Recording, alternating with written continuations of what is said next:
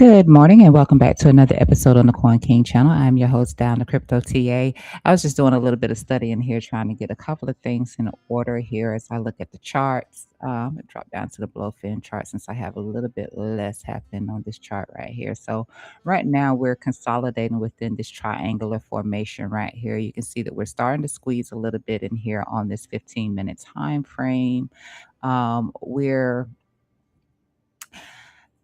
we're holding support down here at this low. I did a couple of tweets over the weekend. So if you follow me at Down the Crypto TA on X, you would have stayed up to date on some of the things that I was looking for in here in terms of getting a little bit of a cool off before continuation. Um, we didn't quite tap into this golden pocket right here, but there was a reason for that, based on something else that I tweeted out, that was possible of holding as support. What I would like to see right now, because I do see some bullish signals on the 15-minute and on the 1 hour time frame, is for us to continue to hold through here. So if we break this, we might start to expand a little bit. Possibly we could get down into this level then. Um, but this level here is very, very, very key here. This sits at 65,078. If you're on the Blowfin chart, that's going to be the level here, 65,078. I think that may also line up with the value area low. I'm not really sure on that, since I don't tend to use that as often, but let me just check here to see. So yeah, hold on. Let me put this on. Let me sync it. And that way I can see what I actually have on my Blowfin chart. Because this is set up around 4 hour ranges right here, as opposed to the chart that you were seeing prior. I try to keep them different just to have a separate bias on price action. Uh, it's not going to show up on Blowfin, but it will show up on. Will show up over here. So let me see what the difference is. Okay, so it's not the same. It's not the same. So this is the low that's really, really, really important. So like I said, sometimes I'll use fixed volume range. I don't use it that often. Um, this is better. Just the price action alone is what I'm looking at here. So this has been my low that I've been watching in here. This low right here is very, very critical. And one of the reasons why is we haven't had a weekly closure below it. So despite the fact that we've seen like some spillover below this zone right here, we haven't actually had a closure below here on a weekly basis. So we break below it, we come back above it, and that's how that's pretty much been happening here. Break below it, come back up above it. Um, I'm looking at potentially an inverse head and shoulder that could be in here, but like I said, it's all keen looking at that 15-minute on us holding that wedgie structure through there. Okay. So this level down through here is very important in terms of the break to the upside. That's what's going to give us a confirmation for the bullish signals I'm seeing on the 15-minute and the 1 hour time frame. Getting above this high right here. Then, like I said, holding back through here. So everything, in my opinion, looks like we would get a push to the upside. So I'm still strong on the idea that we would get a push to the upside. And if you do like this measure move here with this inverse head and shoulder, potential inverse head and shoulder that we could be forming here, it's going to put us right into the standard deviation 1 on the weekly Bollinger Band.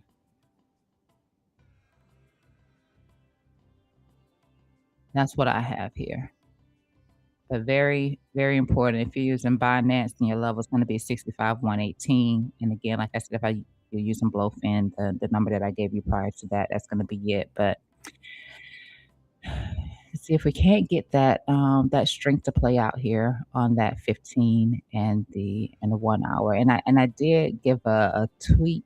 I did a tweet last night just stating that the 1 hour time frame was now showing some underlying strength. It's one of those situations where you have to give it time. Even when I see the signal, you have to give it time. Everything has to confirm. So there are levels that have to be broken, but that is what it's showing right now. And if we get that confirmation, yeah, we could see, a strong push to the upside here for Bitcoin. All right, so again, possible inverse head and shoulders here. Key level to break is through here because we're having a lot of resistance through here, but you can see how we continue to try to hammer away at it. And then this low down here, very important as it is where we have been holding, where we break below and we reclaim before the weekly close. Um, I shared this too because it was a perfect tap into the bottom to trend line, like perfect, perfect, perfect. Like you put on your, you turn on your magnet, you connect both dots, both of your lines here and here, and it was a perfect tap right here because we are squeezing in here. So this triangle formation here at the low, it is It is supported by, Bollinger, okay? So the idea of this breakout is supported by Bollinger. So if I turn the Bollinger Bands on right here, you're gonna see how it actually wraps around it. I think there might have been one that was over it that we could no, not a single one, not a single one. Okay. So you can see how it, in here, how this we're just looking for this breakout, basically, to either side as it starts to tighten down in here. Like just like over in here where I said, "Hey, we have the potential to run all the way back up here to, beforehand, it wasn't this top right here. It was, it was like this. It's like that before, and I said we had the potential to run all the way up here to the top because of how the positioning of the Bollinger Bands were. So we could see us wedging in, and the volatility range was widening. It was open, so we had an open mouth right here, which meant that we could go from here all the way to here, and that's what we got. So now we're starting to get a little bit tighter in here as we converge through here. A nice little bounce yesterday off a standard one here, which also lined up with the support level for the daily. Again, the ones that you're seeing over here are specifically for the 4 hour. These little blue boxes is specifically for the 4 hour time frame. But the ones on my lower time frame, those are tailored to the daily time frame, and that's like I said, I just like to keep separation to have a different bias on each chart. We had this little range in here yesterday. It looked very corrective. It was actually very parallel. It was very parallel before. And then of course we broke it a little bit, but it was very parallel throughout here. But it did suggest that we were going to go down anyway. I took the short off of this high right here. Like I said, I did some updates over the weekend, just letting you know that I could see the exhaustion coming in. Short-term exhaustion was coming in off of that 15-minute time frame, and the 1 hour was also a little bit extended. And so, started looking for the short opportunity in here. I took this first one right here. I got stopped out by this candle right here, but I simply re-entered. And yeah, I'm still holding on to this. I set my TP. I set my TP for the golden pocket, which, like I said, we slightly front ran that golden pocket, so I did not get my take profit hit. I've been kind of in and out of my long position just because I see the signal, but I still need the confirmation, right? So um, I don't want to wreck my account just because I can see a bullish signal. It just hasn't got the follow through. But I figured this trend line through here could be the one that kept us from hitting the golden pocket. So I added this in my tweet when I initially did it for the move down here, corrective move down.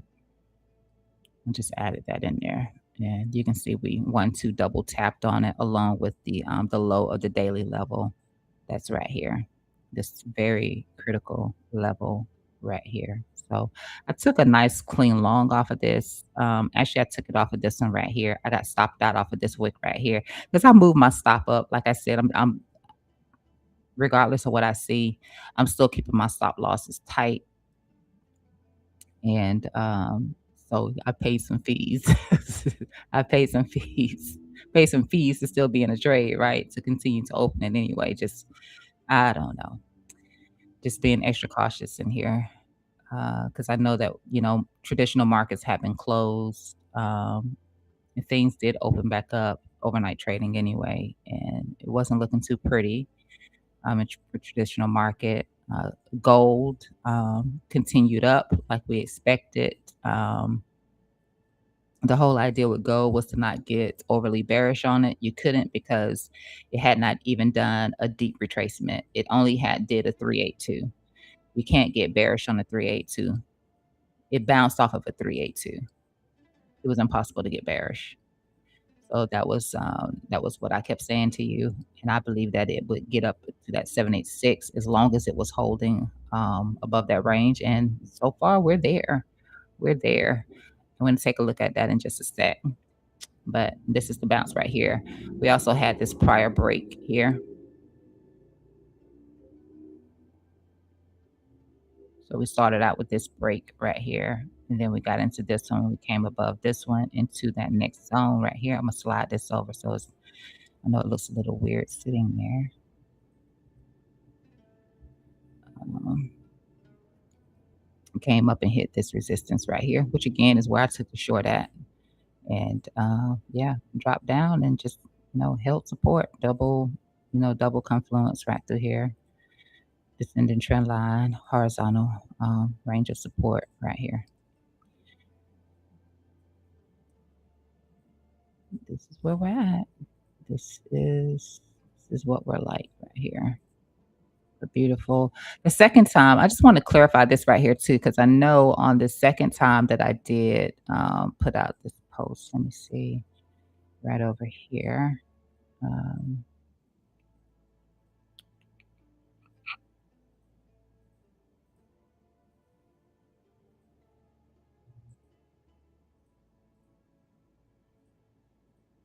I'm just gonna go to the one that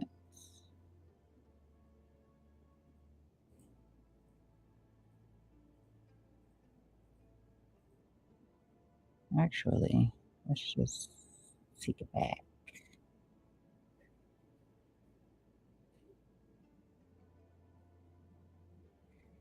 Hmm. No, let me do.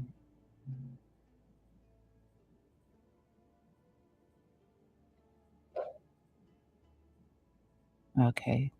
So this is where I wanna clarify for anybody, because sometimes I'm just not gonna have enough time to explain everything in a chart.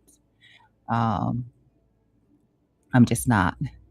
But what you were seeing, on the chart over there is the point here.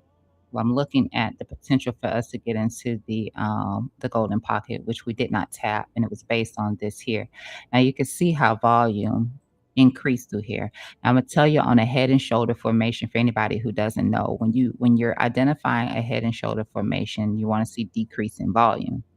But this here was divergence. This was divergence right here because the volume it increased on this push down. And you can see we had a higher low right through here. So we're more than likely going to bounce off of this, but we're still looking for the continuation because momentum actually confirmed this move could get down into here. You can confirm it off of momentum and you can confirm it off of volume. Most people tend to use volume, which would be more accurate. But when we got here, like I said, follow through is a probability, it's not a guarantee, but price is currently resting at 200 EMA. So right here, we had the 200 EMA here, and we also had this support level here. Also, this a daily support level here that's on the chart.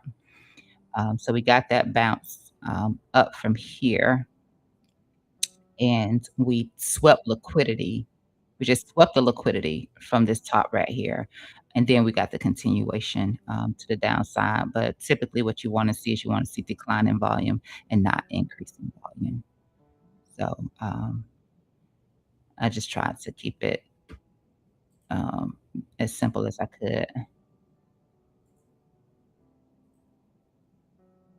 but that's what that meant. So, and then I think let's see what I do. This was the one here that was showing, the level through here. So as we came back down, this is where we caught support at right here on this trend line right here.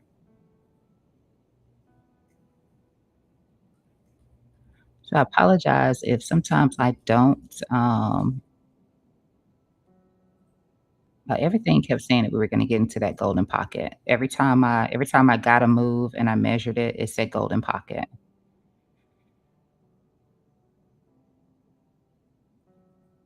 Anyway, hoping that we get that move up. That's what I'm hoping for. That's what I'm hoping for, and that's what I'm seeing, here in the chart. So when I talk about signals, on this channel, I use, my indicator, which is called a QTD, and it shows where, there may be some accumulation and distribution. So I can see the distribution happening through here, and then it just overnight, apparently started showing, like, the accumulation. Now, the 1 hour was already showing it, but, let me see if I can't do this without okay, let me hide my drawings.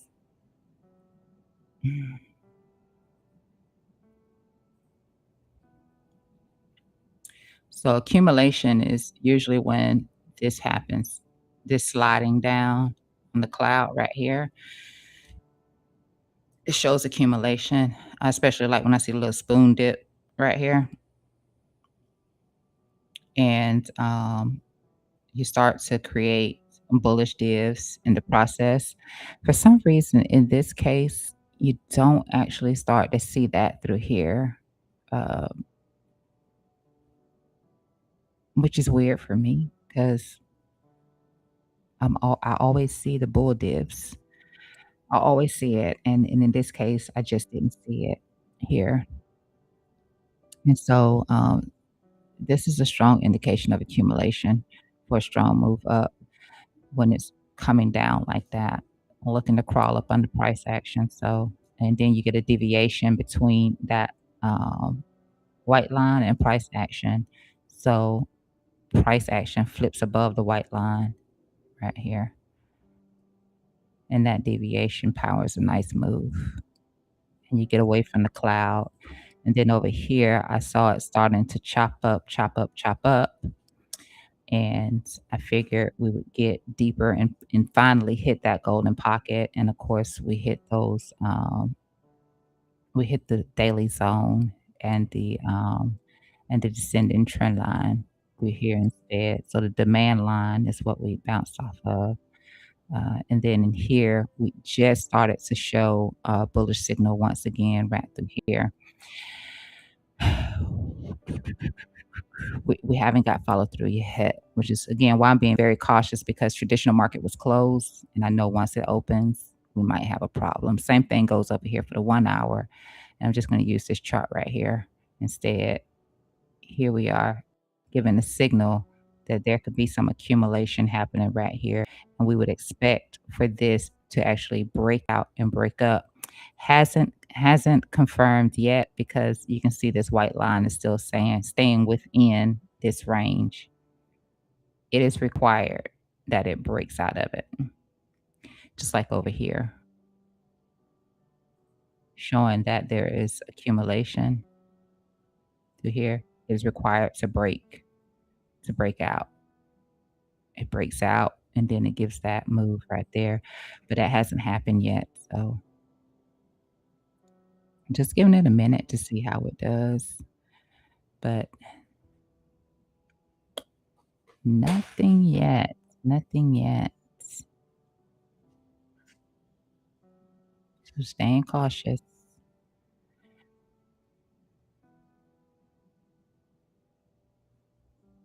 but expecting continuation. Oh, did we have, now this one we are creating bull divs, but like I said, we're not getting follow through yet. But with this one, we are creating bull divs. So, actually, I have to turn this candle color off.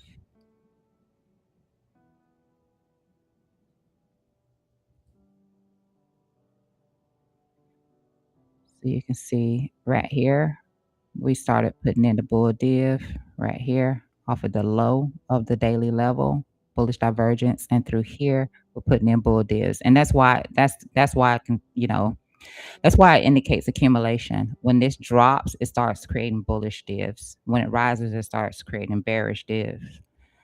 So we have bull divs through here. Just waiting for some follow through if we get it.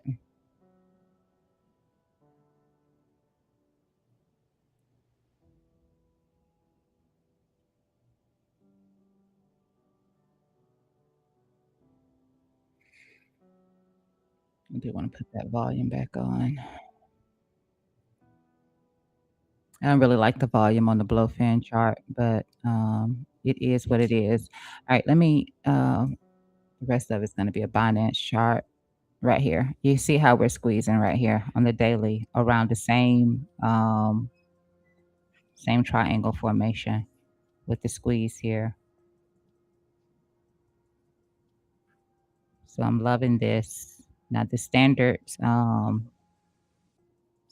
2, it is sitting at the top side of this range that we had where we took the liquidity off of the low of the range and reclaimed. But you can see how standard 1 has basically that's been what we've been holding right here. That daily level that I'm saying to you that's important.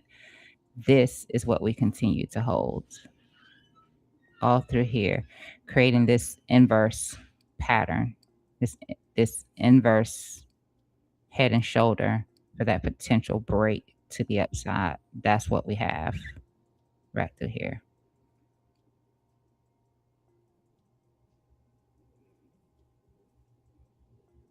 It's just a matter of getting that follow through.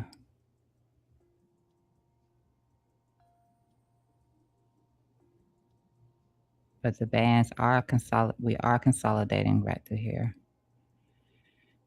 for that explosive move out. So if you're still doing this with your chart, I don't know that actually I can just use this one. This wouldn't be the thing for me. Let me unlock this. That's why I don't have it on my chart anymore. Like I keep it for how were we before? Uh, I can't remember how we were before. That's how I don't use it anymore. But that would be wrong. And you want this now. You want that triangle. At least for me, that's wrong. That's wrong. You don't want that parallel channel anymore. You want that wedge.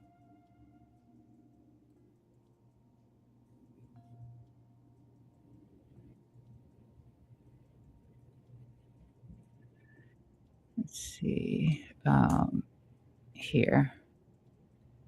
And this is down a little bit low, lower than the daily level as you saw it over there. But it's just me just making a notation again around this coiling zone in here. But we're ranging at that we're not getting closures below there. We're creating this sort of inverse head and shoulder formation in here. And again, right here, tightening. Well, not tightening, but that move up would say we could get right here to this standard deviation 1 right around these lows in here. That's what that suggests. That lines up with that measured move pretty good. That's 73.56 right here. And I know this is a blow fan. No, this is finance. Okay. 73.56 is what I said that was. And then this is 73.214.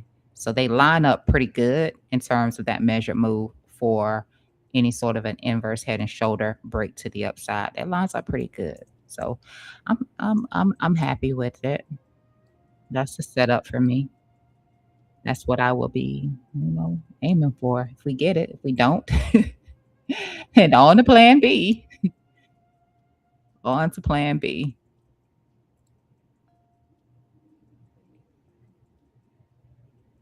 But that's what I think. That is just what I think. So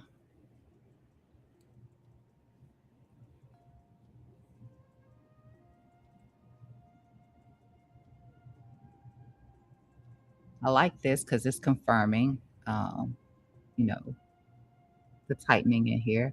And we want to see a nice volume breakout. We want to see volume get strong if we do get the breakout here. But rats, I think it's through here. But let me just turn these EMAs on just to confirm. Because you can tell we're consolidating even when you look at the EMA ribbons. Yeah. So you can tell how we're consolidating through here, just waiting for that breakout, just waiting for it. This is consolidation. And then you can see how the 200 stays flat. Now everything is just flattening out in here. And we're just waiting for that big push. You can do sort of like a uh, let's see. I wanted to drop this down, but mm,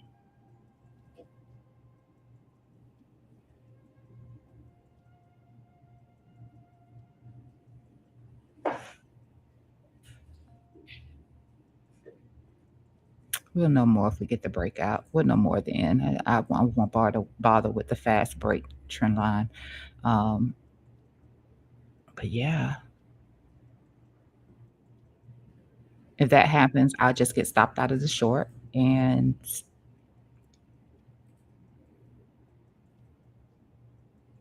I'll take some profit on the long. That's how that's going to go. Otherwise, the short will pay me.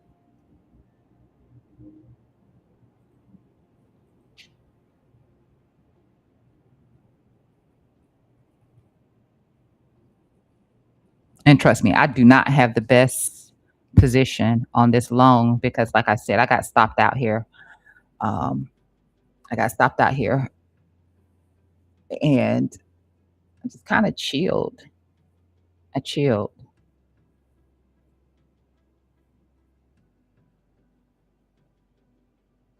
And then I got stopped out over here and just kind of chilled. And it wasn't until, you know, I don't know, maybe 2 hours before coming on stream, I was like, let's go ahead and get back in despite not having the best position,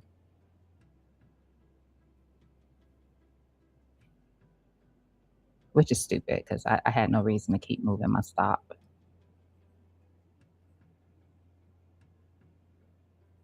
or being so tight with my stop. But like I said, I'm just cautious until we actually get that breakout. But got some signals. I suggest we do. That's for sure. See what we get. See what we get.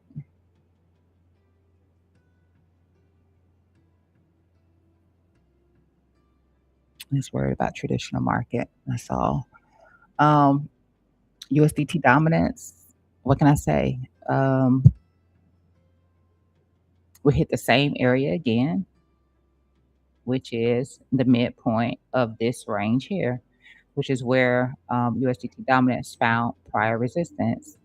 Pattern formation for USDT dominance is a bearish pattern. It is an ascending broadening formation. You typically look for this thing to break to the downside. Now I know that we do have to take into account what's happening around the world right now, which is another reason to be cautious because those are all things that can affect the market. But so far, we've just once again come back into the midpoint here and seen another rejection there. Um, I don't want it to keep coming up here. Well, certainly not. So just looking for that follow through. Looking for that follow through. back down into here.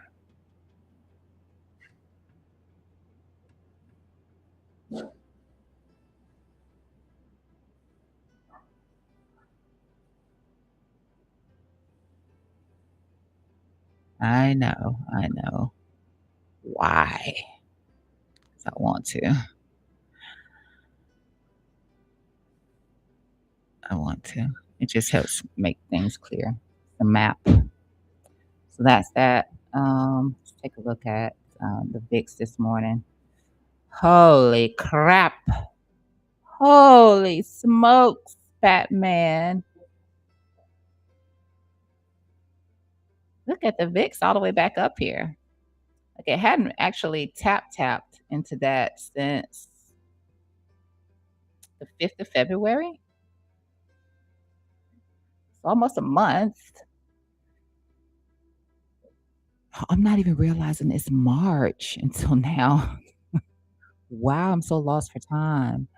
Hopefully, this holds as resistance. Hopefully, the market isn't prepared to nuke. And once we open, not the after hours, but once we actually open, maybe we'll see a rejection from here on the VIX, and at least come back. Hopefully. Otherwise, this is what I have marked out on VIX. It's about 30.66 to 33.39. This zone in here. Now it does not take into account. I don't think I take into account wicks or anything like that on VIX because VIX can get pretty wicky. But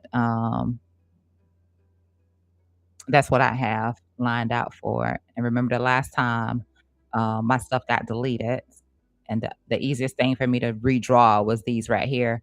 But I went back in and I fixed that. I fixed it and highlighted these zones again. So hopefully they don't disappear again. You know, there's no issue with um,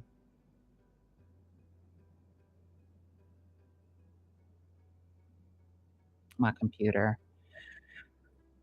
refreshing and all that good stuff and deleting my analysis. And this is such simple analysis right here, but hopefully we reject. Hopefully the VIX rejects. And I mean, it already did reject off of that trend line right there. What the heck am I thinking?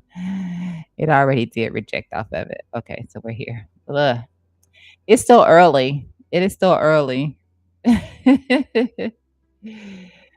Oh boy. So let me see what the SPY is doing then. I haven't looked at any of this other stuff. All right, NVIDIA with the drop. We'll put this on put it on a 4. I want to see things on a 4 hour, but I do tend to use the 2 um a lot too. You can see that. I prefer 4 though. Let me see what SPY is doing. Okay. SPY holding up on this. Oh heck no, SPY dropped all through this girl. Oh yeah, war. War do it to you. It'll do it to you.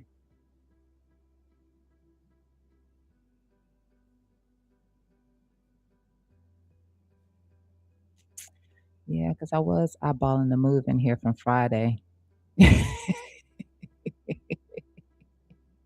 I was eyeballing the move in here from Friday for Friday, you know, off the trend line through here. But oh yeah. But thank goodness with that little rejection on the VIX, we're seeing this little bounce come through. We take this, did not take that. Um I'm not gonna focus on that. I'm not gonna stay over here on this either because we're here for Bitcoin today. We're here for Bitcoin today. I just wanted to see what those 2 were doing because it is important, you know, see what traditional market might be doing. I didn't check NASDAQ or anything like that. But let me see NDX holding okay. QQQs pretty much the same thing, and the rest of it's gonna look the same. I have a distaste for the Dow now ever since that nonsense around have you seen what the Dow is doing? Ugh, ugh. Okay, but we're here for Bitcoin. Let's take a look at gold while we're at it. I cleaned up the chart a little bit over here, but I promise you I can put it back how it was. So we talked about gold having the potential to get in here into this 786. Why? Because all we did was a 382 bounce. So I did again. I posted. Did I post this one? I can't remember if I posted that one or not. But initially, uh, was looking at initially was looking at.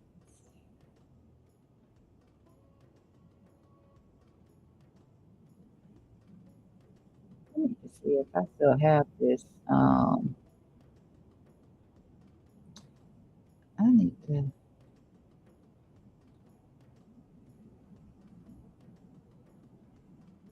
hold on because I don't think that I drew that right. No, that's not it. That's my channel. No, I need to look at this channel.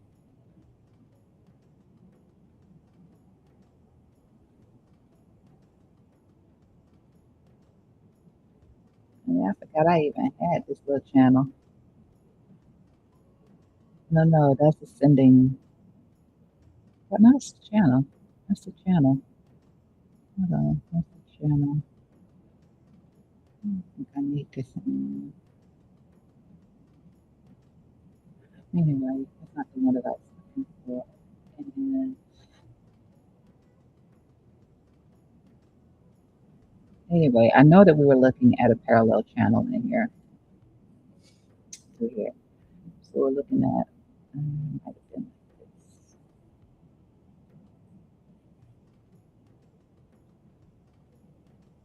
It might have been something like that.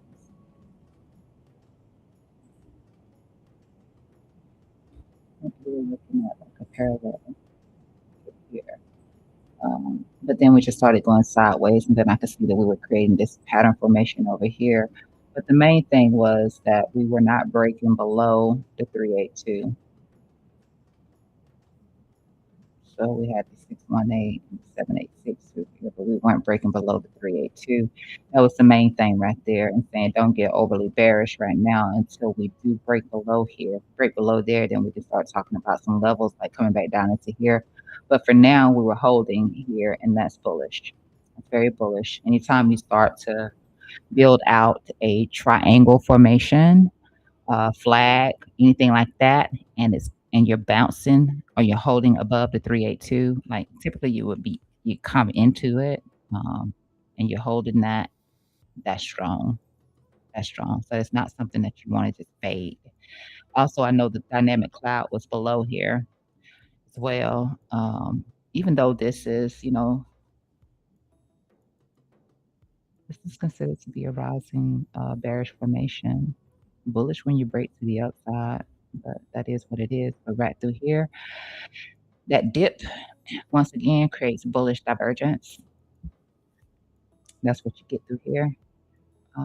That's usually bullish when you get that. That's bullish. So looking for the potential of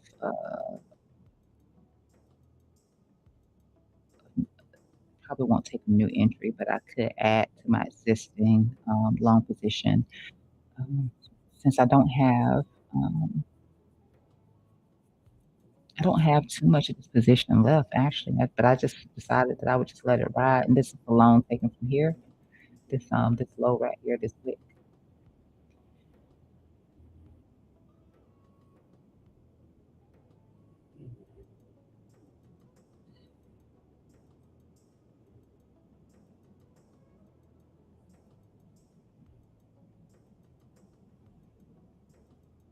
So if we do get a pullback, that's something that I would be looking for. If if you were somebody who wanted to take a long on, we're pretty extended through here right now. Um,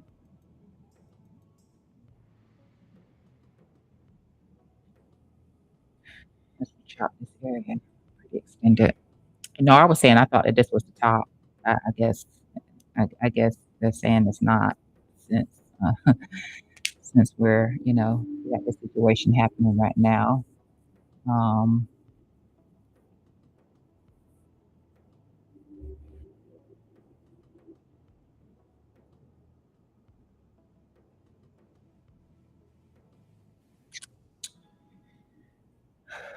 but this is bullish.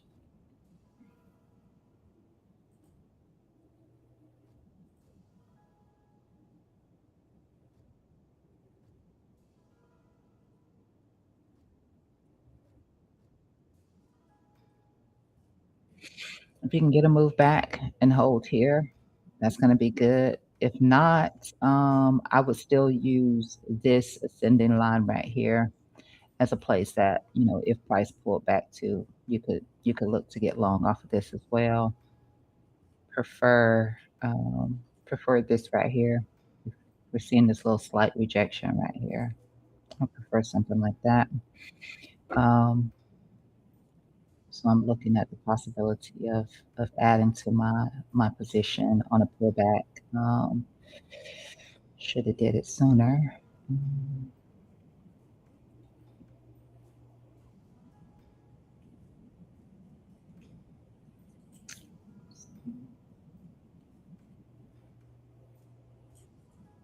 Yeah, so that hits pretty perfect. But what I would want to see it hold anyway, uh, which is a back test of this breakout here, and if it holds, then continuation. And of course, we look for this high over here to be taken.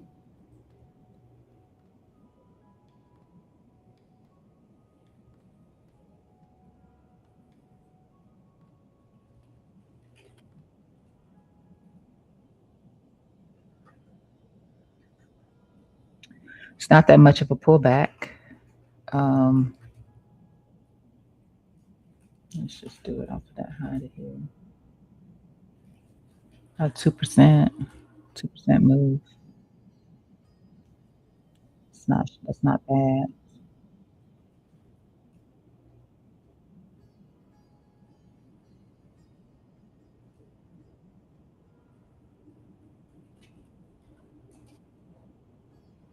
It's about 382, not 382, but 78618. I mean, sitting. That's a breakdown below here. Any sort of that push of the golden pocket. That would be that would be hmm,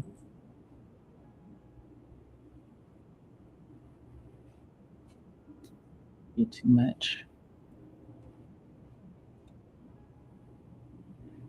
So I would run with this first. Like this would be the first probability right here. Back testing this breakout right here.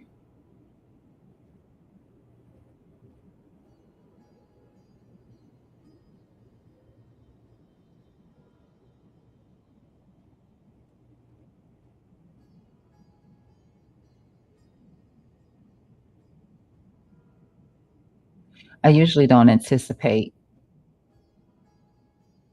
this 50 to get hit. I don't anticipate the 50 to get hit. I would typically use that 50 as a stop because if we're doing more than that, then I don't want to use it. I was just moving it to see what that would look like if I had to move it. So, not interested in that. That's usually why I just use it as a stop. Uh, really interested in this though. The 382. All right. Um, silver. I know we didn't get the pullback on silver that I was looking for. I saw that yesterday. As we were here, we were breaking we were breaking this trend line right here. So I was like, okay, if we get the breakdown through here, then we could look for a long position on silver off of the bottom side of the demand, well, the demand line, the lower demand line right here. But instead, we broke through it right here, and I mean, we already had this break right here, so we know we already had this break right here.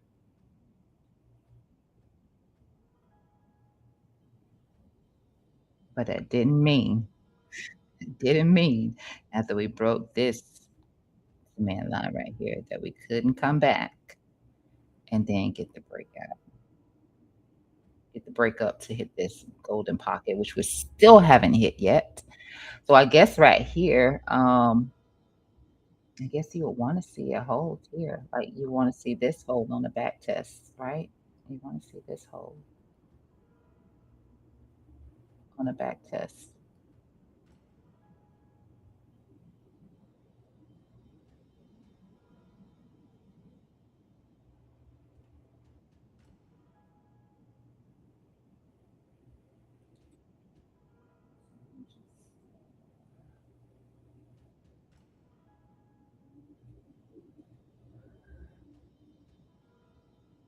Just make sure that line was better than what it was. Uh, so yeah, you want to hold there on a back test and look for continuation to get in here, possibly into this golden pocket about this 103 right here. And then, maybe this again. I felt like this was going to be the stop, but there is a reason to want to buy metals again.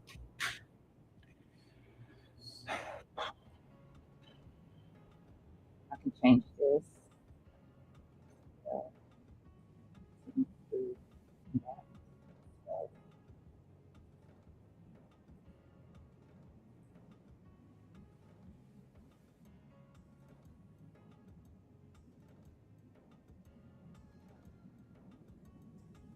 Because this could be nothing.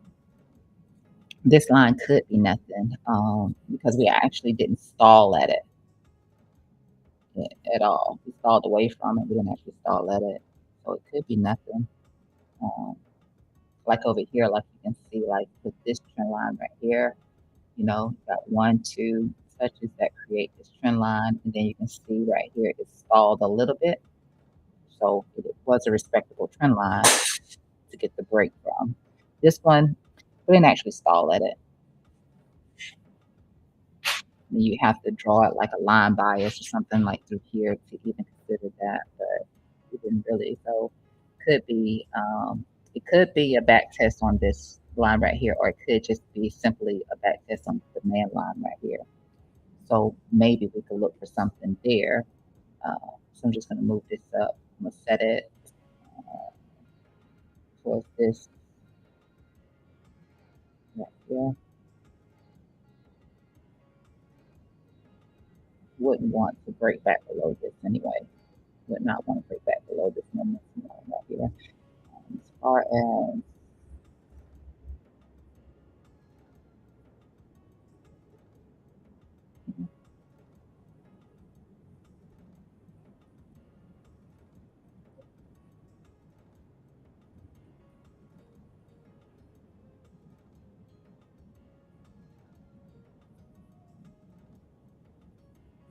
it's fine. It's fine. So maybe that's it. Um,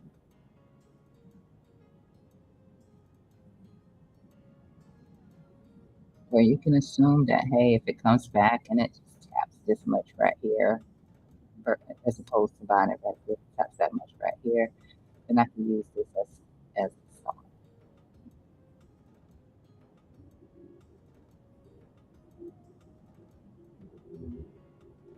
And then yeah, wouldn't hurt to look for it to get into there to that 786. You'll have some areas in here that might be defensive if you get that. If you get that, no break, no break of momentum in here just yet. No break of momentum just yet. There, got my mouth as far away from this mic. Yeah. Let's see. Let's see. Yeah. Okay.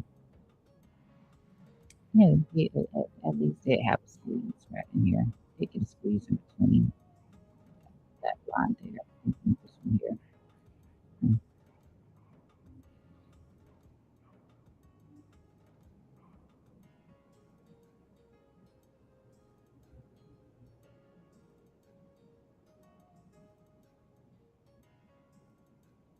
I like that. Let's see. That could work. And then as far as copper goes, I think copper was still looking good. Yeah, got pretty close in here to this right here. Probably rejected off of, let's see, swing fail right there. Get a little bit of a swing fail right there. Back test and a slight rejection here.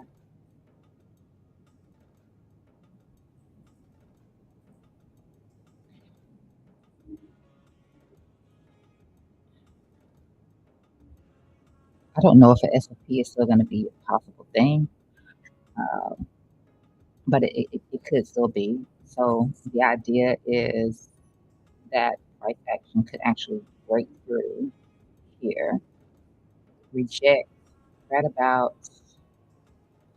here, reject right about in here. So and then break that below. So that's how your S&P would happen. So you can actually short from there before you even see the SFP take place. I was about to draw the lines, but it didn't make sense. Um,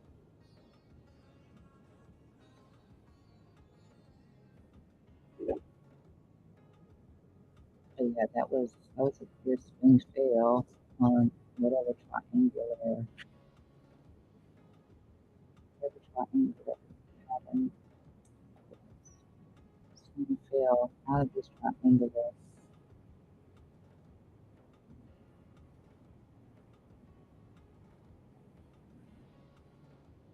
This is a minor line, which is actually that's why I have it like that because it is a minor. So I have it shaded out. Um,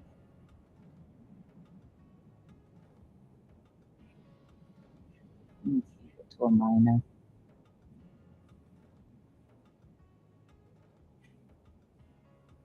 That looks it. But yeah, I could see the swing fail right here and the back test rejection right there. Um, it looks like this might be moving in between the top side of the Bollinger and the 20 SMA. Let me just see it for myself. It's so wide that that's what it looks like to me. And that was correct. I was correct on that. So this parallel through here is where it's hitting standard deviation 1 and holding support at the 20 SMA, starting to break below that with that squeeze right here. Uh-huh. Um,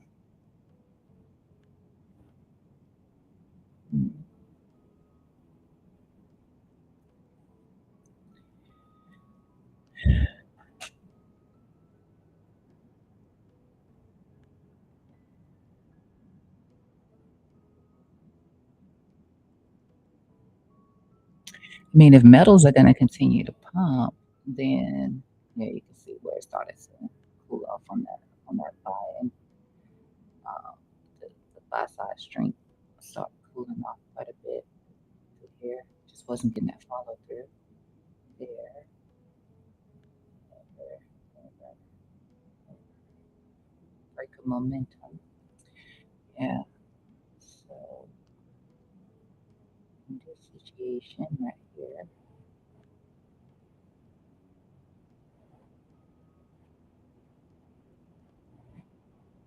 let's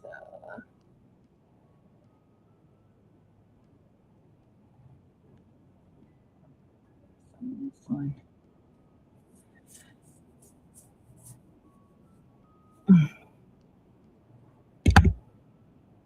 Can probably actually put that. I'm gonna put it like that, just to give a little bit of extra space. But That would have been my first thought right here. And it touched it a few times, but just to give yourself a slight deviation. Let me make sure this is drawn right too. I'm sorry. I don't like to just draw a trend line just to draw one. Like it has to be right.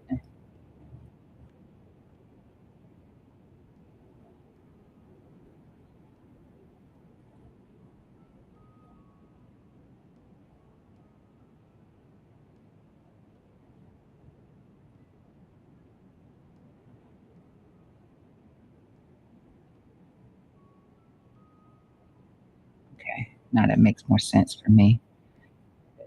It's a lot more, it's a little bit more accurate than how I initially drew it. All right. So you're looking for a breakdown here if it's going to happen, if it's going to break down from here. And usually I would expect a one to one, if anything. I don't know why I'm going through all of that. So that would be back here to this trend line, maybe. So if that were to happen, could probably look at if somebody, if you're interested in copper, could look at something like that in here. Um, no, I'm gonna minimize that though to like just right there, and then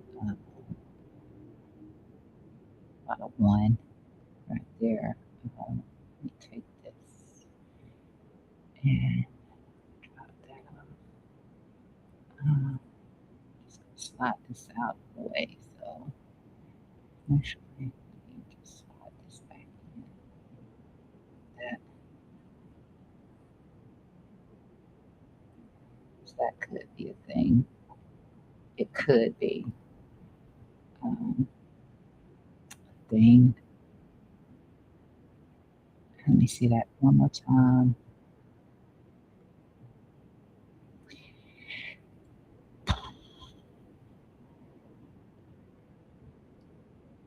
Because if it breaks here, it could expand. For that reason, I wouldn't limit into this.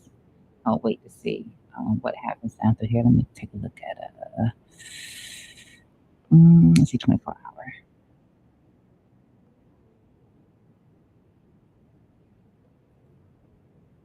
Okay, thank you for clarifying 24 hour. Yeah, clean rejection right there. Hmm.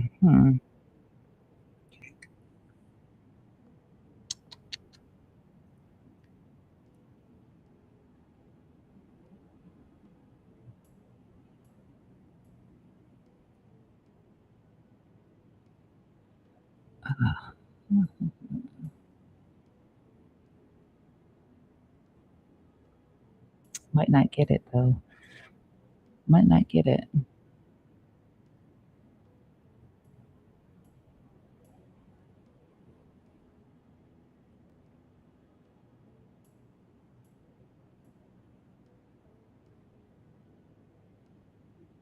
I'm gonna extend this stop and then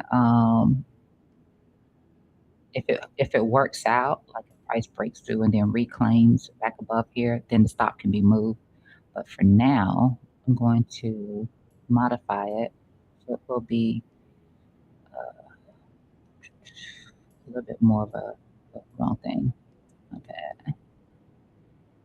My bad. Use this as my volatility range. I want to go overboard with that. Just see what I can do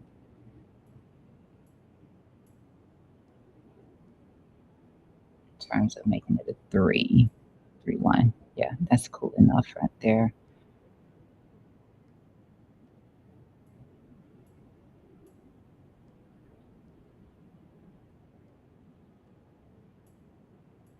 The time frames be throwing me off a lot. They do.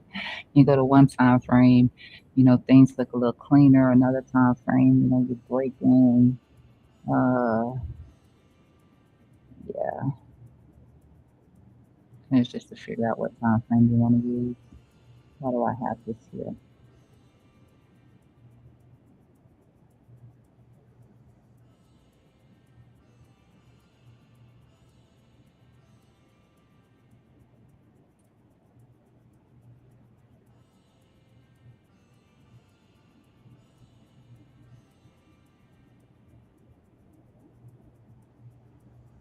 Yeah, so definitely want to see a reclaim there for sure. I don't know why that's there anyway. Let me get rid of that. So maybe that'll work. We'll see. Time will tell. I haven't really done anything with platinum, so I'm not gonna get into that one too much. All right, we'll see what happens through here. I don't think volume really works good. Oh, why not tap on this? Let me see. Yeah, that would have to be a 5 line in the sand right there. It would have to be. Uh, have to be a 5 line in the sand.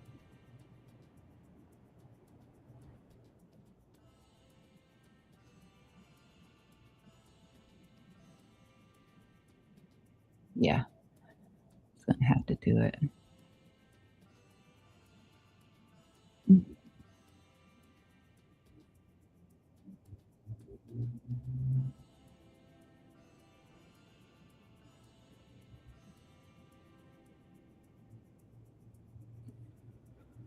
We shall see. This can do just like the copper did. Swing fail back in. It could. It could.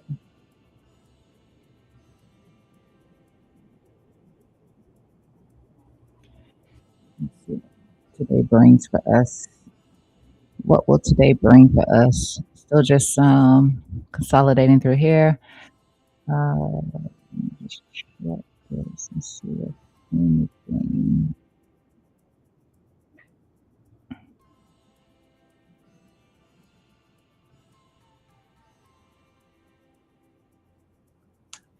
Yeah, what I can see is based on the 4 hour range.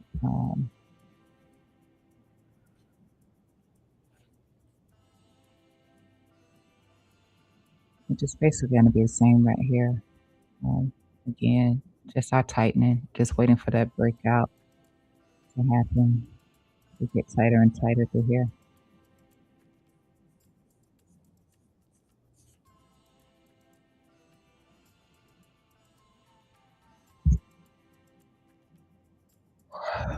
We want to hold our low.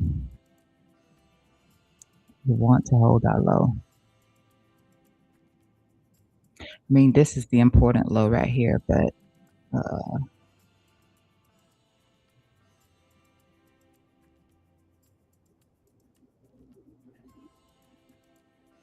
if we're going to do this head and shoulder thing, we want to hold here.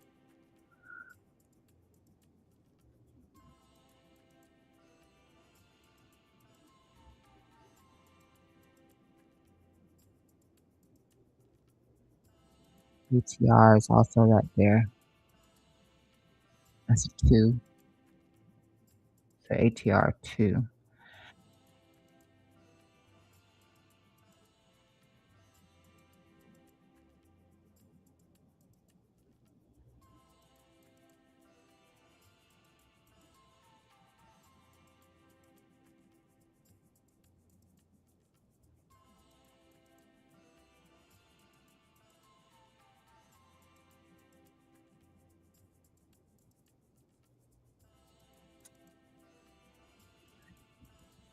Just,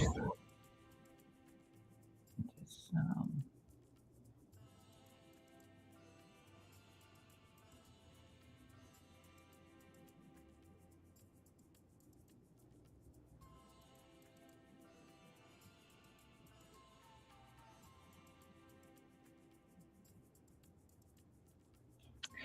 don't know if you saw. Okay, so right here, let me hide volume for a sec. I don't know what kind of stuff is going to pop up down here. This you can see where we're kind of rejecting at here as well. You don't see it as clear there. Blowfin, I don't know why sometimes, but you can see it much clearer here on the Binance chart. But you can see right here where momentum breaks up above as well is right here. If we're going to get a break up in momentum, it's going to be right here. we're seeing that rejection right there. I'm gonna change this from here.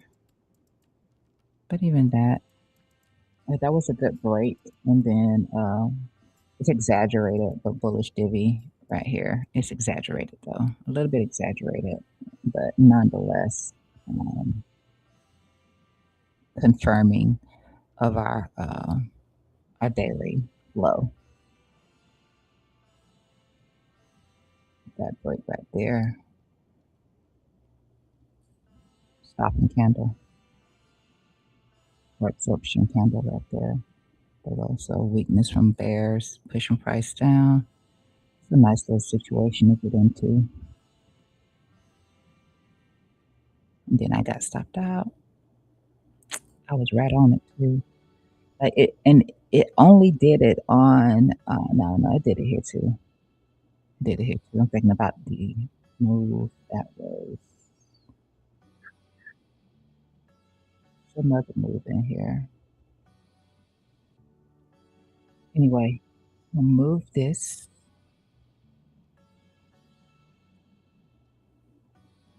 over here because we can see we're in this wedgie structure. We're in this wedgie structure. It's gonna be bearish if that happens, though. I don't want that to happen. Um, I don't want that to happen. But we're building out the probabilities.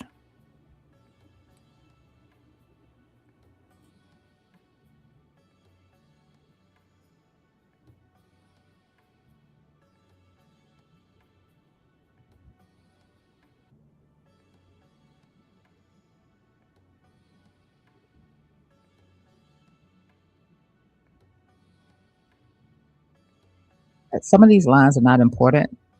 Um, it's just new stuff that started happening on the daily time frame. That's it. It's the ones right here at the block. The block that's important for me. The block. If it's with the block, it's just so I can see the number.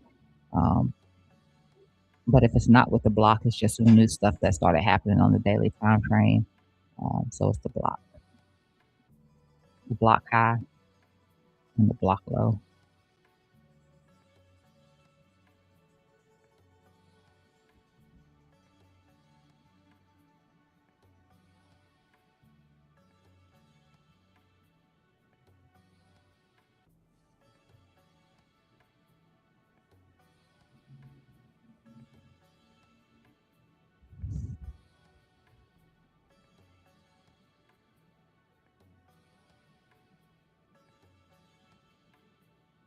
We're squeezing around this too.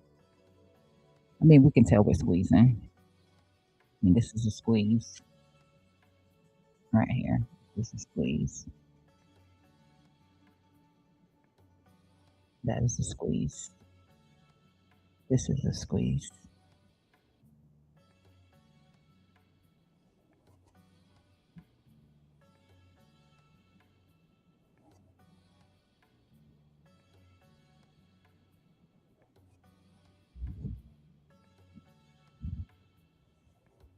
This is an authentic squeeze. Everything's squeezing. Everything is squeezing. It's not, and I don't need that around that. I know that for sure. That's squeezing. I put Bollingers on everything. This is a squeeze.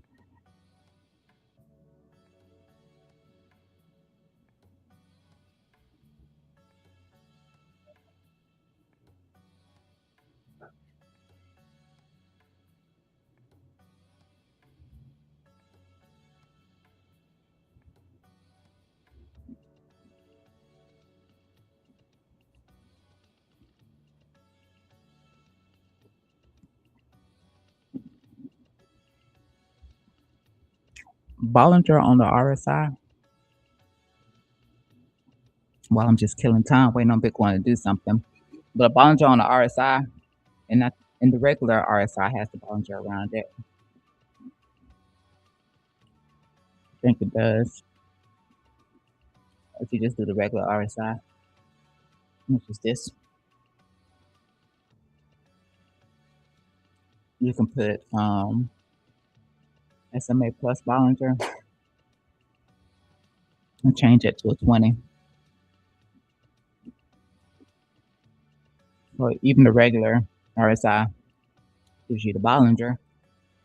And it's really good and useful for a lot of reasons. I'm gonna show you right here. I'm gonna take mine away.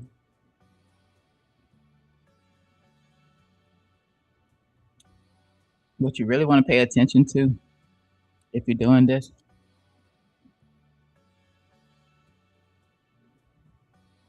can I take away that?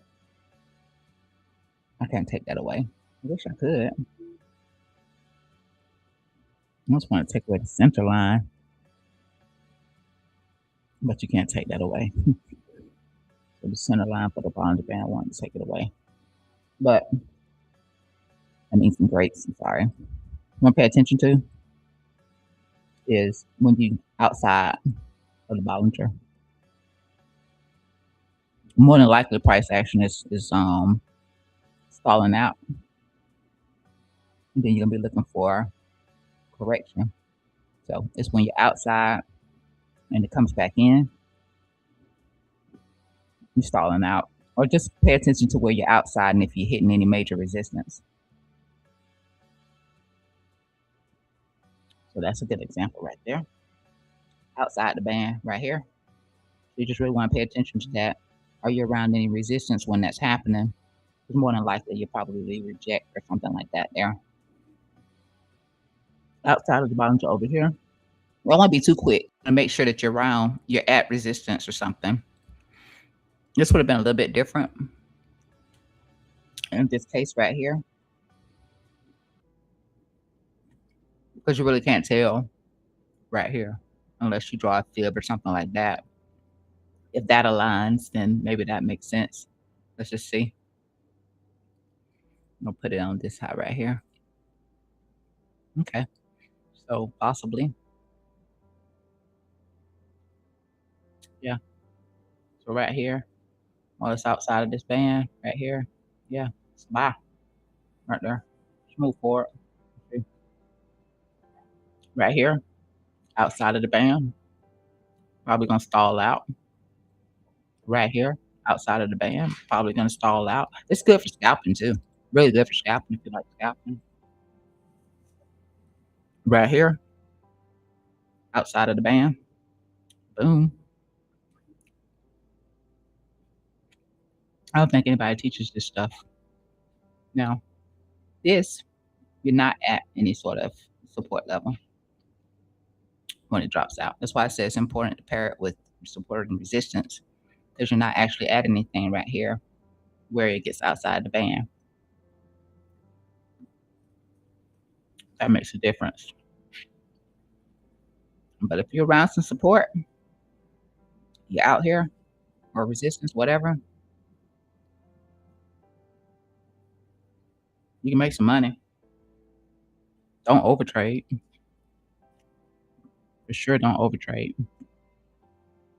Unless it's ever going to be 100 outside of the band, boom. Looking for some sort of exhaustion, you're around some a key level. Outside of the band, outside of the band. So yeah, it's very useful. Very, very, very useful. One of the fastest indications is volatility. Momentum, you can see it ahead of time, but one of the least lagging indicators is going to be volatility. Powerful. That's why I use it on everything. Volatility is very powerful. On the Bollinger Bands, very powerful. You're not going to have all that lag. You got to put common sense with common sense and stuff like that. But very, very, very, very useful scenario.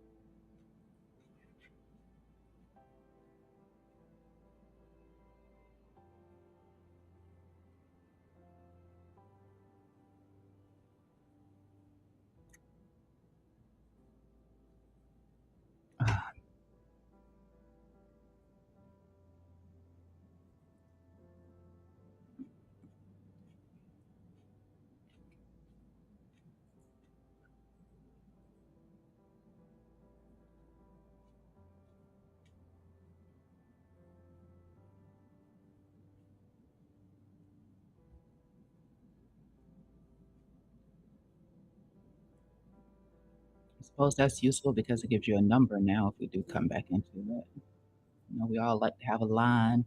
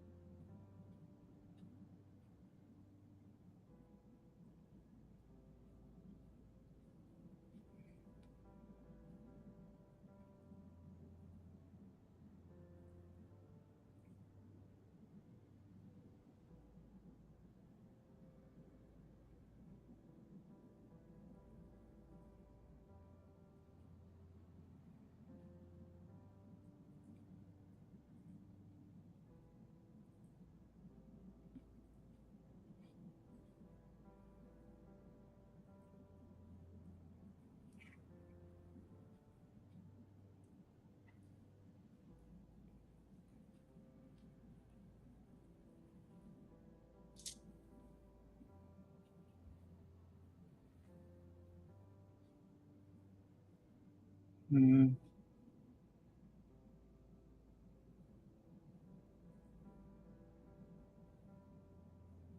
in 4 hours.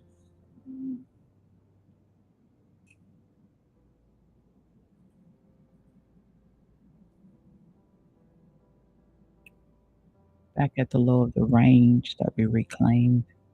That's basically what we're seeing in between here.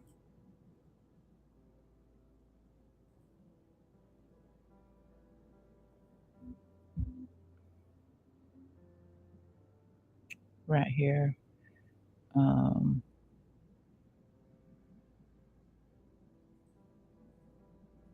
I don't know if I still have that in here. Probably don't. But it's right here.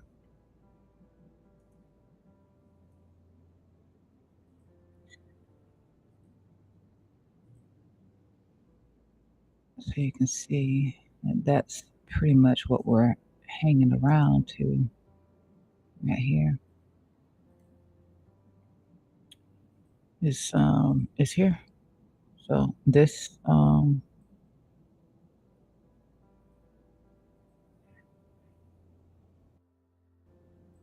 gonna minimize some stuff in here, right?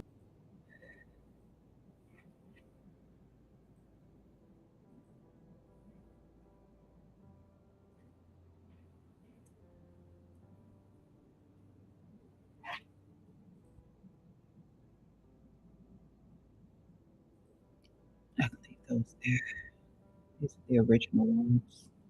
The ones I said are at the boxes. Those I care about.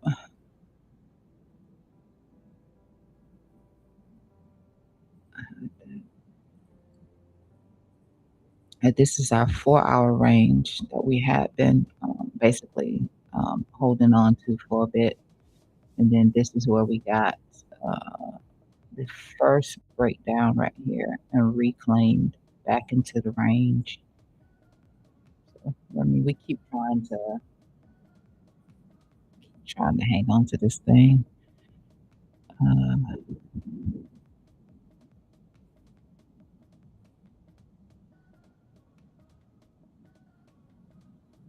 this is actually, like I said, in here beforehand, we were creating a channel.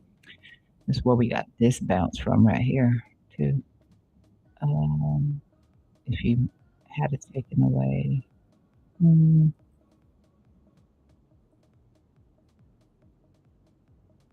it's a lot harder to tell what's happening right here unless you are looking at the 4 hour.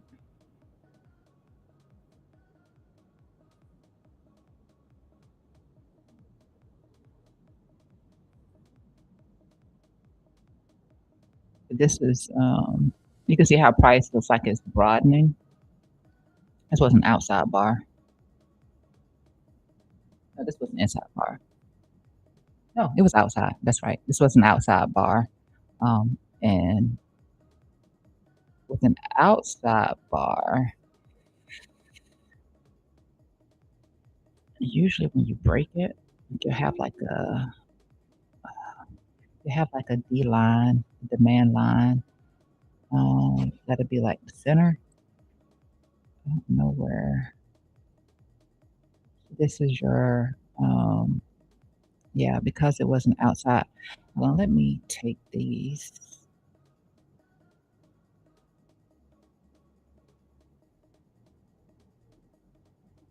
my original notes at, my daily stuff. Turn that off so you can see. When you have an outside bar, the idea is your center line is your demand line. So your demand line is, I prefer when you break below your outside bar, because otherwise it becomes an inside range, right? And you have to break it, in my opinion. That becomes your short zone. If you break down below it, you look for price to come back into it, and you set that as your. I don't know how perfect that is. I probably could have. No, we hadn't broke it over here just yet, so I would have been looking at it like this right here. I would have, but we didn't actually touch that center line. But that would be your short at that demand line. That would be your short, and then I like to look for a 1-to-1 on it. So my target would be for here, right? That's what my target would be for right there. Um, your stop would have to go above here, because the idea is that you don't come back and break the top side, because you've broken the low. So you've shown who's in control when you have an outside bar. And like I said, the center line, midpoint, that's your demand line. That's where you look for price to come back and reject from right there. You can do it while you're inside the range. Let's just say you, like this, in this case right here, it came pretty close to the low. So on the retrace right here, that would have been the best entry right here. I suppose I prefer it break it, because for me, again, like I said, it becomes an inside range for me if it doesn't break it. But that's what you got here right now. I'm bullish on this still. I'm trying to look at some other stuff with it, but that it is usually, you know, that's how I would look at it, transparency wise. And just for an outside bar, don't do this with an inside range. That's why I said it's important for it to break it, come back test it, and look for the rejection. If that's your only strategy, then you would be bearish. You would naturally be bearish on this.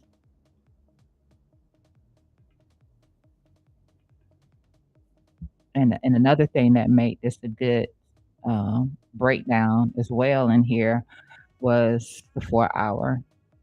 So when you see it here on the 4 hour, you're going to notice what it didn't do. So pay attention to this right here on the 4 hour, because this is where it came from. It came from the 4 hour time frame.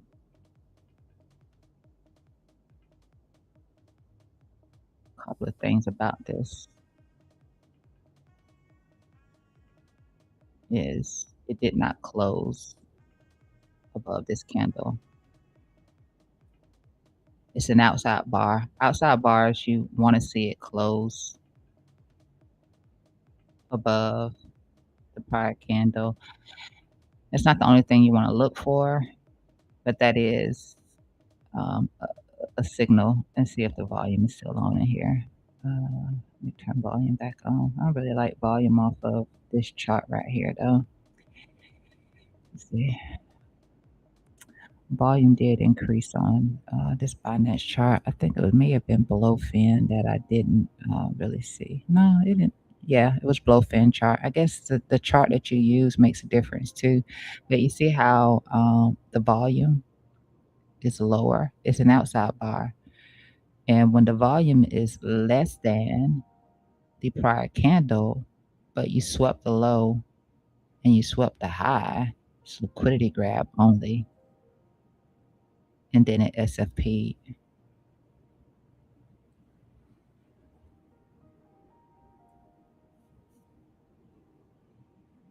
So naturally looking for the breakdown, and it happened into resistance. We hit resistance on this candle also. So a lot of stuff right here said that that was going to be a good short, which again, I took that short. I took that short there. We're trying to get back down there to that line. I'm hoping that this 1 hour signal is correct. I hope it is. Hope it is. Time shall tell.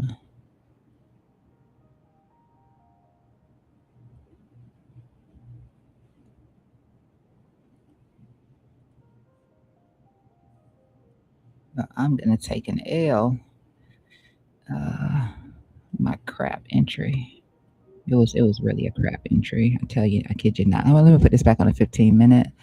Let's see what's happening right here.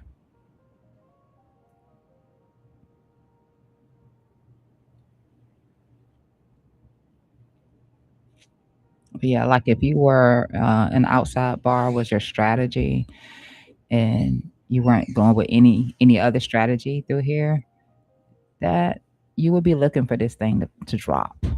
That's just it. That is what it is. You'll be looking for price to fail, right?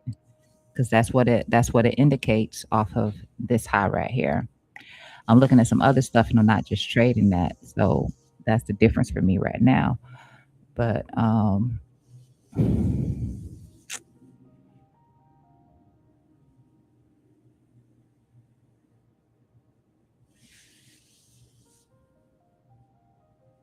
but that's my short. That's my short.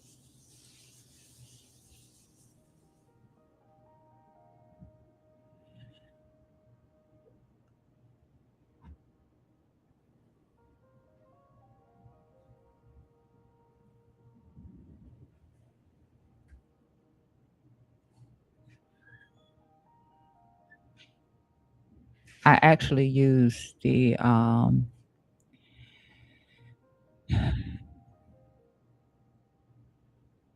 I just saw the divergence there too.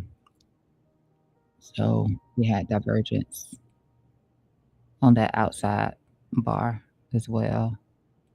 We had divergence on it, which made it bearish. So there's a lot of things that said that this was going to fall, this is going to drop. Now, this here actually looks perfect to that 786. Looks perfect to that 786 for the measured move of this outside bar for the 4 hour time frame.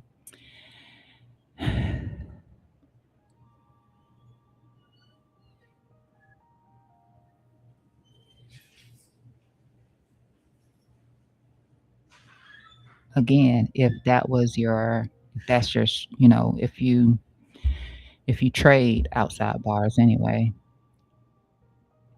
I trade more inside bars than anything, but I find that you have a higher success rate with inside bars than outside bars. But that's the situation if you're bearish and you do use that strategy.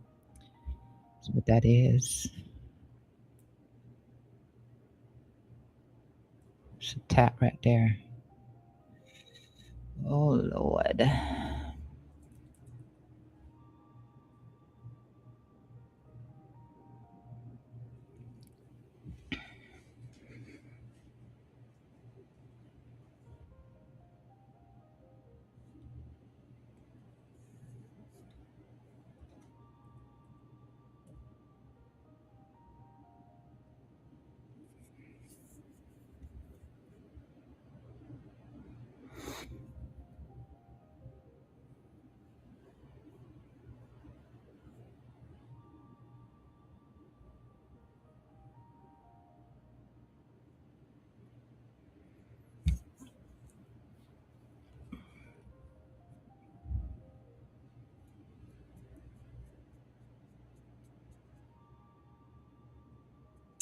Show you another example here with the outside bar while I'm talking about it. I like to show like, like different strategies people can try, back test, see what you find, works the best for you in terms of making money. Like it's good for scalping. It really, really is, especially when you can see it like that and you can see the bear div on it like that, you know. Like I said, that whole situation with the head and shoulder thing, it had bear divs through here, and then you look for a continuation through here. I like the increase in the volume on the drop, but like I said, as far as the volume was concerned through here, it got higher. That drop right there did indicate either some absorption or weakness from the bears trying to push the price action down, which is why we got that second little pop up right here. And then this ends up being none other than another outside bar on a 4-hour time frame that did what? The exact same thing right here. So for an outside bar strategy, let me show you that too. But this is the first outside bar that the 4-hour created was this one right here. And again, like I said, that's your D line right there. It's your demand line right there at the midpoint. So right here, we created another outside bar right here. This was another short opportunity right there. And again, you see none other than what a bear div right in here. You got higher high here. You got lower high here. Bearish divergent comes from the highs. Bullish divergence comes from your lows. I don't care how you see it. If it's at the lows, if one of these is off on your lows, it's bullish. It can be a lower low on your oscillator, a higher low in price action, or a lower low on price action and a higher low being the key on your oscillator. That's where your bullish divergence comes in. That bear divs always come from tops. Bullish divergence always comes from bottoms. I know some people get confused with that, but that's a good way to remember it. It's always going to come from your bottoms for bullish, and your tops is going to be bearish. Um, but this ended up being another inside bar right here. So this one, I mean outside bar, my bad, outside bar. So I'm just going to delete this one right here. Actually, you know what? I think I'll keep it. I don't think I had that in here.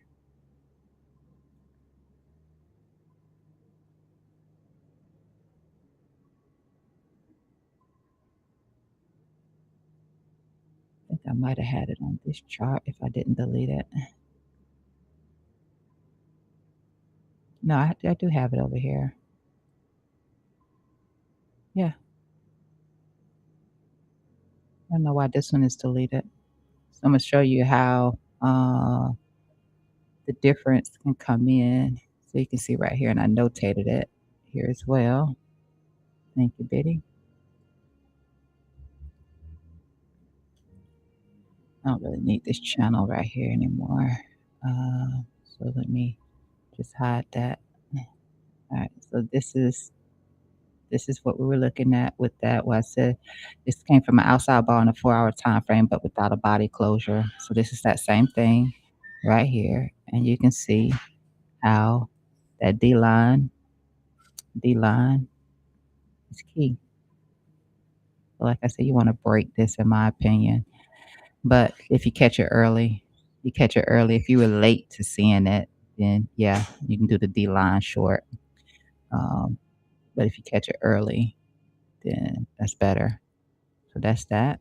And then here, we do the same thing. I don't know why this isn't here. I'm gonna take this right here though. So right here, this candle to this candle right here. Let me show you on the 4-hour. Let me use a cleaner chart to show you. So let me use this chart right here.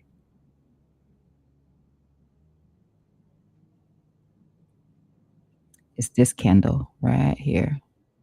This outside right here,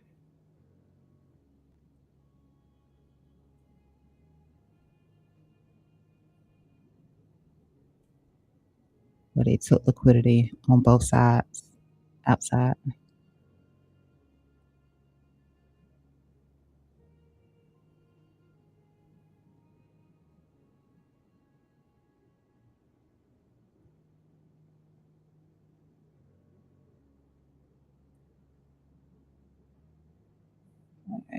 So right here.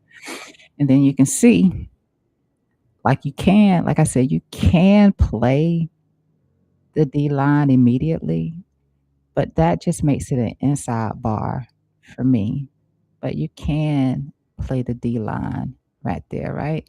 So right here, you could have if I mean you could play the D line right there. You could. I think this is like a key area right here as well.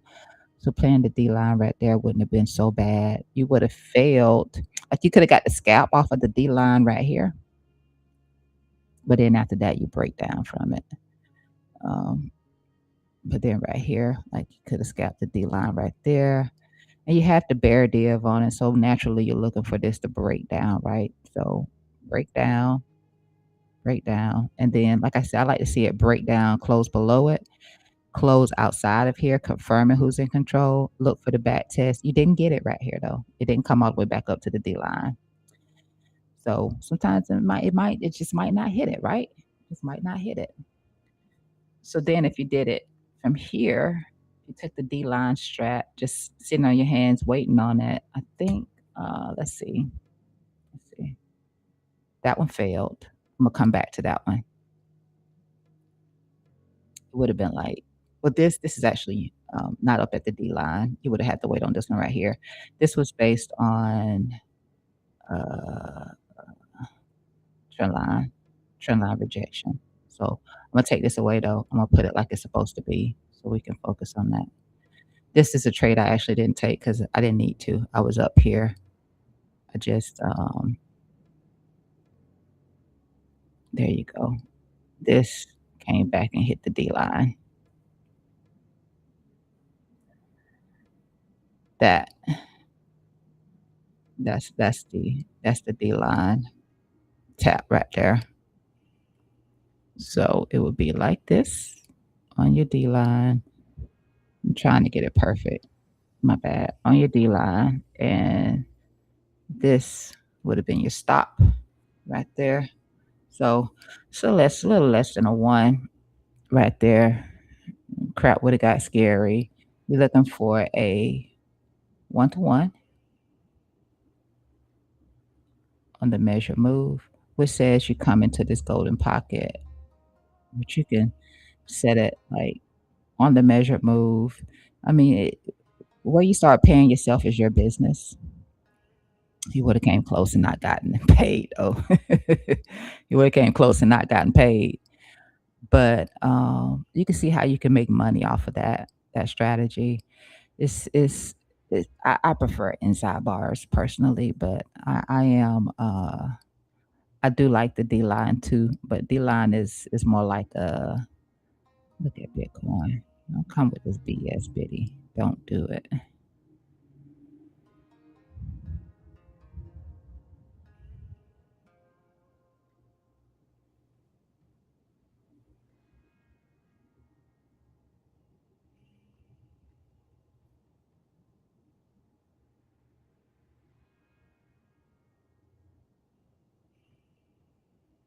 I just want to monitor this low like that.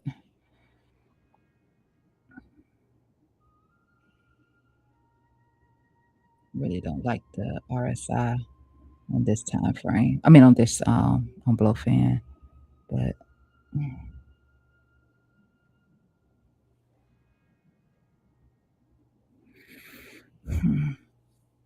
All right. All right. So without me getting all distracted. So you got two bearish outside bars.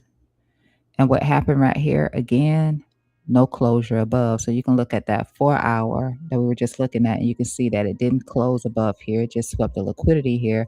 And I think that there was an issue on volume as well. And I know we had the bearish divergence through here that you can't see on this chart. But as far as the volume was concerned, right here, it did get some strong volume behind it right here. Let me go up here to this chart right here. Yeah, you even got the strong volume right there too.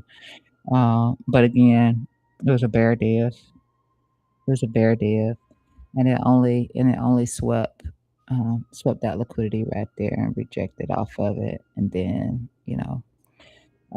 Because of the bear div, you'd be looking for it to break down anyway.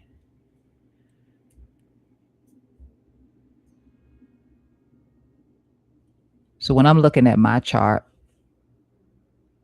I don't I don't just have this window open. I always have it like this so I can see what's happening on my 1 and my 4, or you can just, do it like this. I love the 4 hour as a reference. So 15 and 4 hour for me is how I like to reference the chart. This is a 1, but I would generally have it like this because I want to see top down from 4 down to my 15. That's how I tend to set my chart up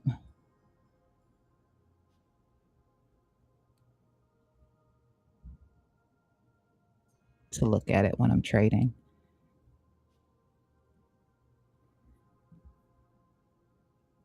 Yeah, almost successful. You would have got a little front run right there, but you know that you're coming into some support. You can always take the profit from in here too if you wanted to. And I'm not the one to talk about that because I'm short from here and I haven't TP'd yet because I was selfishly waiting for us to just tap, and I actually even had it slightly above, like uh, I rounded it up. Say if you're gonna front run it, then just give me that little bit. But it is what it is. All right. So this one is not a 4 hour D line. I prefer, I'm sorry, outside bar. I prefer higher time frame bars. So 4 hour and up are the ones that I like to look at. I just wanted to try it with the this time frame right here. Again, not a big fan of outside bars on lower time frames like this. Prefer the ones off of a 4 hour or higher. But there was this one. So I'm just going to delete that now. Don't really have to have that in here. I'm not in that. Um, and so then there was this one, which, like I said, this is from this time frame right here, this 15-minute time frame outside bar. You can see this little candle right here where you took the low and you took the high on that. I think on Binance, we didn't sweep this high. On Binance, we didn't sweep this high. Blowfin was the only one doing that dumb crap. Like we didn't sweep it over here on Binance. We swept it on Blowfin though, which I thought was a bunch of garbage. I almost moved my stop to here off of my long up here. I almost moved it right here, and then something said, "Don't do that. Don't do it." So I pushed it back up. And thank goodness I did because I would have been stopped out of that, and then I would have been stopped out of a loan. I wouldn't have anything open.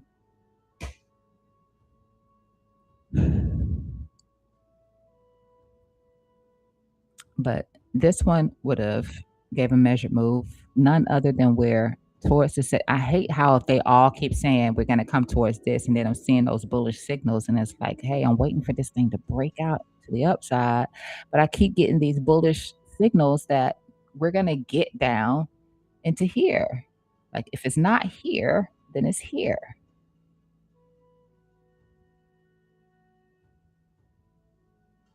Bearish signals. I'm sorry, I keep seeing these bearish signals that are bearish price action. Um, just based on price action alone. It just keeps giving me vibes like, you're gonna get down here. You're gonna get down here. You're gonna get down here. You're gonna get down here. It kept doing that when I kept posting yesterday. I was like, again, it's showing that we get here to this golden pocket. And where did we end up?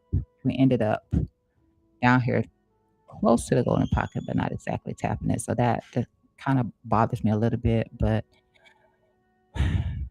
that's why I keep putting in those tight stop losses and getting stopped out even when I get a good entry. I get stopped out and then I sit on my hands and I kind of think about it and it just is what it is. Because it could be worse. You can be sitting here holding something and then it just keeps falling against you. And you think you're right and you're wrong.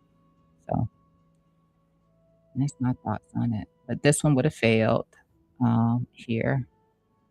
Let's turn this one on. this one would have failed. Now you did get the breakdown. Like it depends on what if you chose not to take profit. If you locked in some profit, you would have been fine on this. But if you didn't lock in any profit, then you wouldn't have been. So that's your D line right here.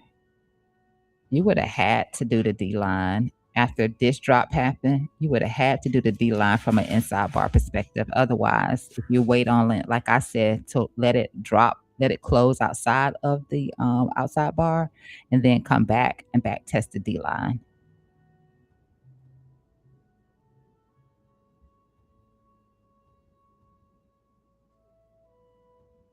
You would have got stopped out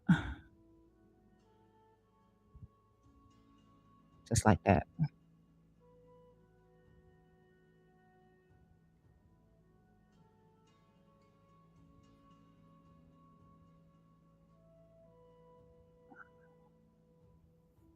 But right here, you can see the bear div.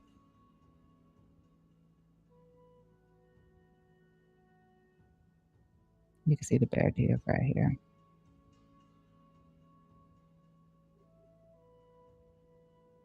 Coming from your highs is bearish. So lower high, higher high, bear div off of that push up right here. Wait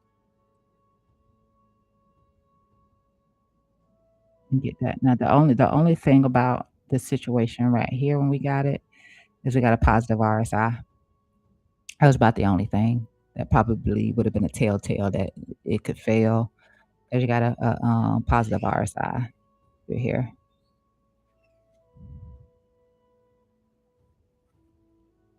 You did a positive, actually, you did a momentum break, and that would have been the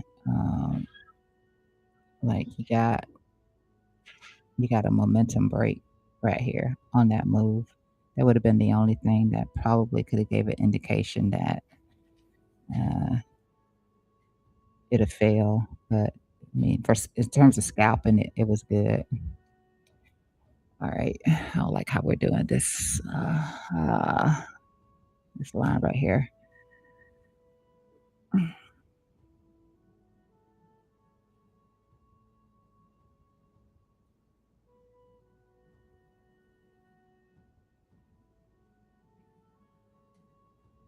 It sucks.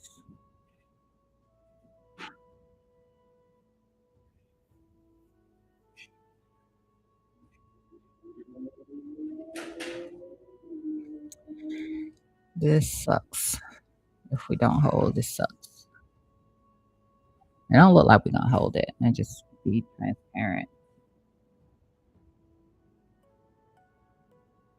But we could come back to our low right here. I mean, if we're breaking here and you're playing this trend line, be prepared to let it go if we break below this low.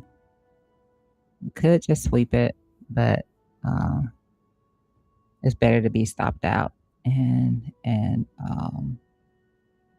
have capital to try again, right? Than to not get stopped out and think, oh, it's only going to drop right there. I can hold on to it till that happens. No, cut it.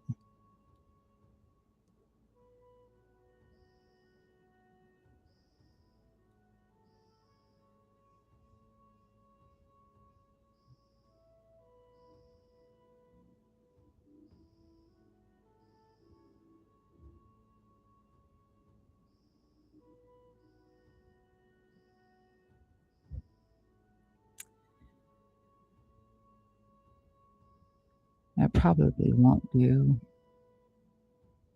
unless I'm scalping. These lower time frame ones, I don't really care for. But if it's on a higher time frame, then I like it. I like it. Let's see what we got happening. Look through here.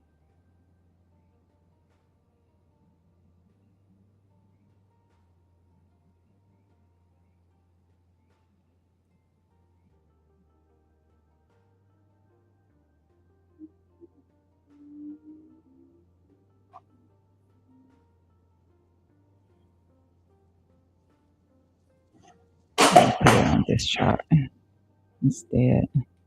Let me take this away. Why do I have this here? Oh, because I was talking about the outside bar setup. Let me get rid of that. Let me get this out of the way.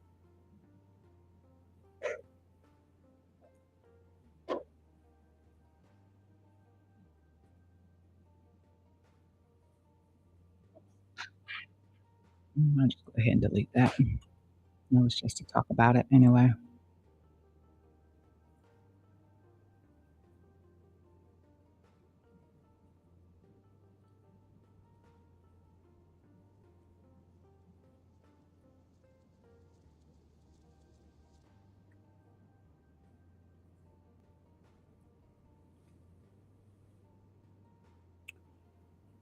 Mm,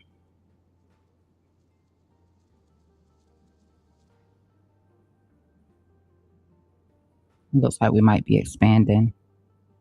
Tell you the truth, it looks like we might.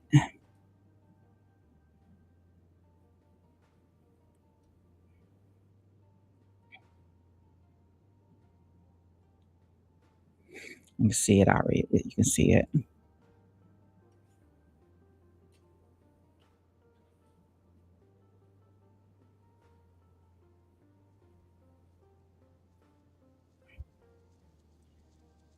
So that means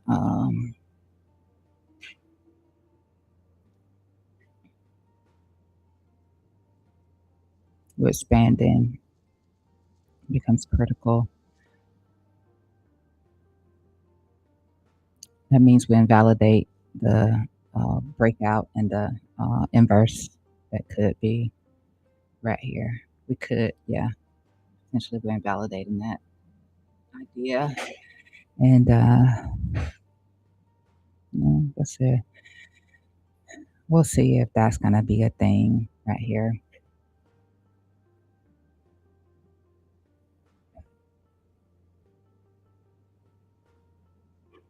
We'll see. That puts you back right about here. If we're, let me just put that in there too, so you can see it from the 4 hour. That would be like I said. That would be closer to this right here. Trying to put in another higher low. Give me a second.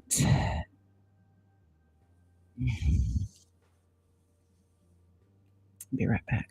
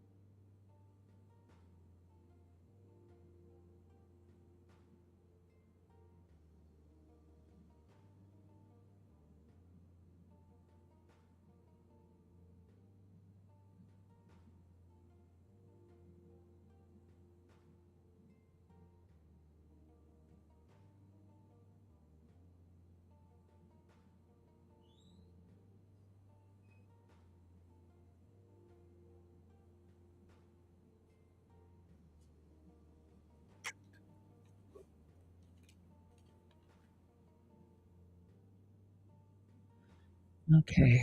Goody goody. I walked away without getting wrecked. Okay.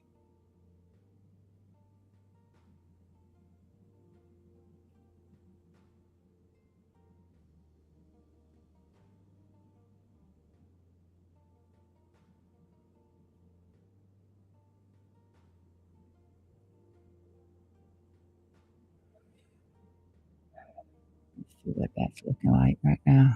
Oh, yeah. Look at that.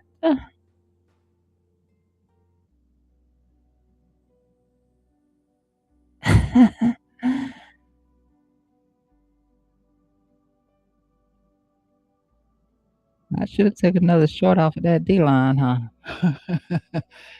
Had 2 shorts open.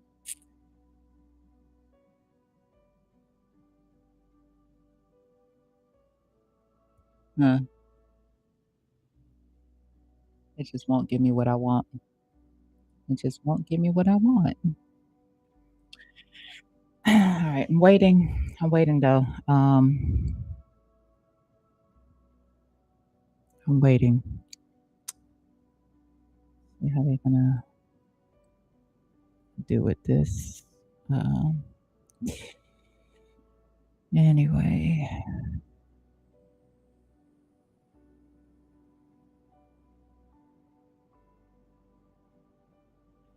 just say you assumed this was a head and shoulder. If you assume this was a head and shoulder, then guess what? Let me hide volumes for a second. I'm just trying to see what we're looking like. We're getting increased volume.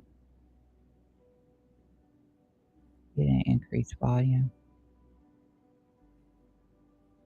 Might have got some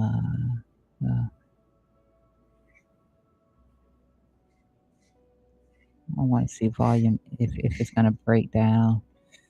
Oh yeah, volume would definitely increase on that candle right there if it's gonna break down. Didn't increase on that. Let's see, we're squeezing a little bit more. That means I'm gonna drop this line if it pushes back up above that sell line. If it pushes back up above that. Um, then I move the line.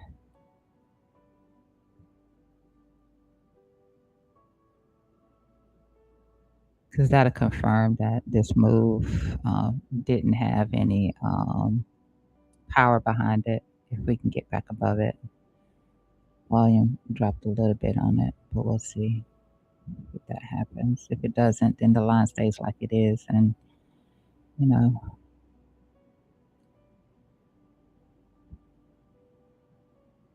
let's see.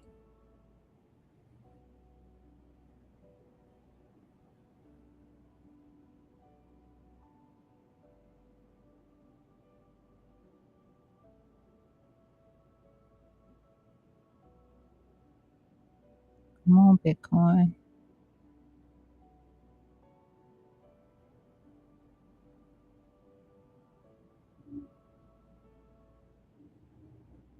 Come on.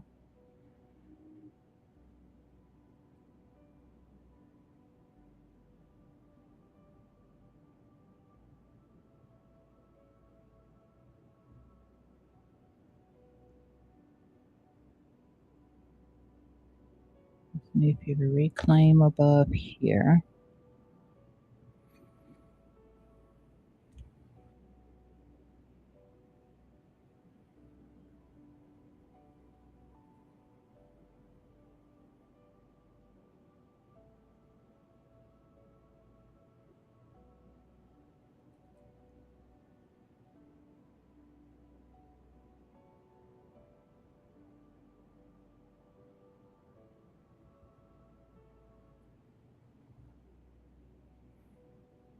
No, I know that this probably, yeah, that did, but not that. This,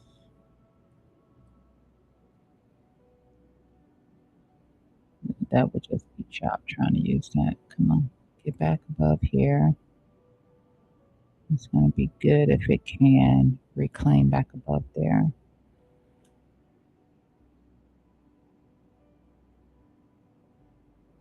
I like those EMAs, but it's kind of hard to use that right now.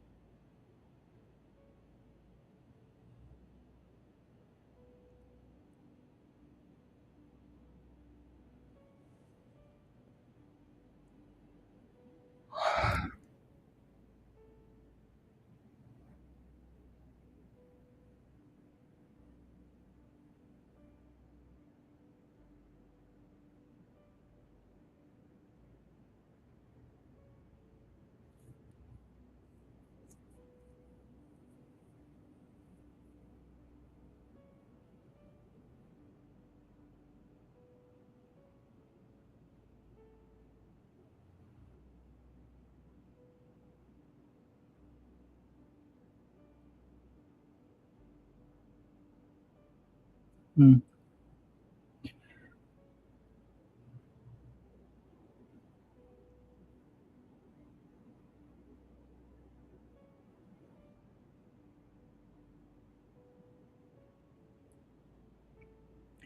trying to get through this.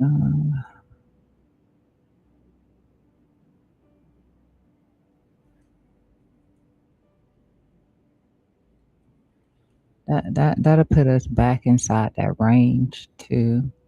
Um, if we get above there, if we don't, then it is what it is. Just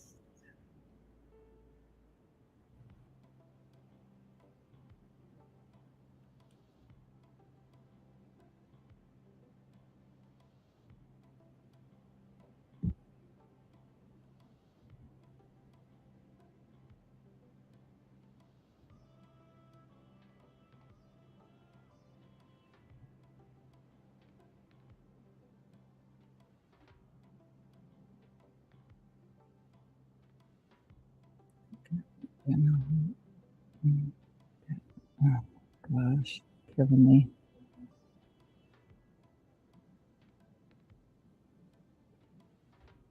All right, let's see.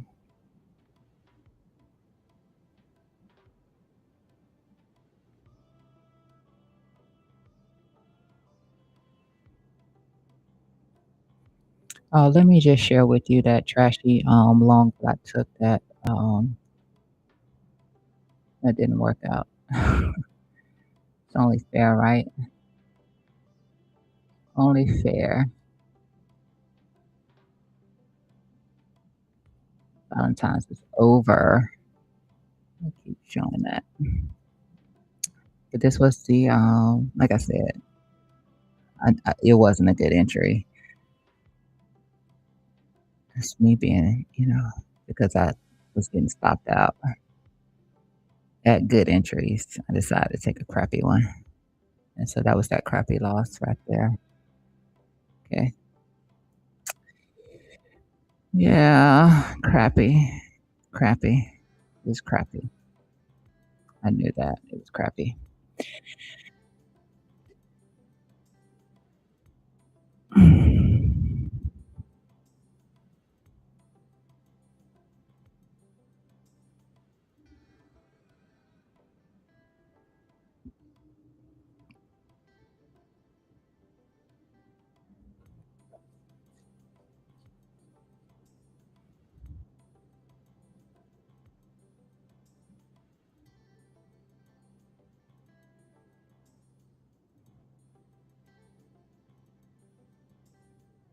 I should have, yeah. I should have. Initially, when I took my entry right here, I set my stop below here. when I went to sleep last night, I moved it. I moved it up to just be directly underneath this candle right here. And then you can see, like, just a little hair of a few dollars stopped me out. Just, I mean, just that little bitty crap right there stopped me out, and, just decided to take some crap entries afterwards.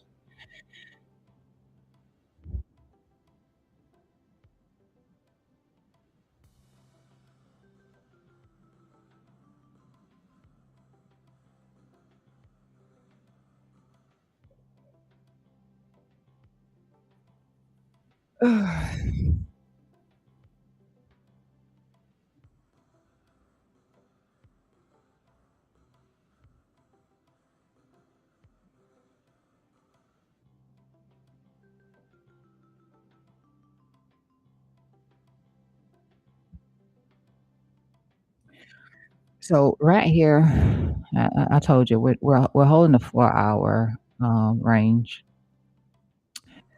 Um, which is here, and we have dropped below it, which is why I'm using the ascending trend line. Through here, that's why I'm using the ascending trend line. So, and I will move this. About 5 minutes left. We're closing back above here. I would drop the line down, so it won't look like it's wicking over. But we are holding a support level. I know that much is true. And we keep trying to get back inside of this range every time we do come down into here. This was a prior bearish push down right here, where you can see, well, if you can't see it, let me hide the drawings for a second, but you can see that right there.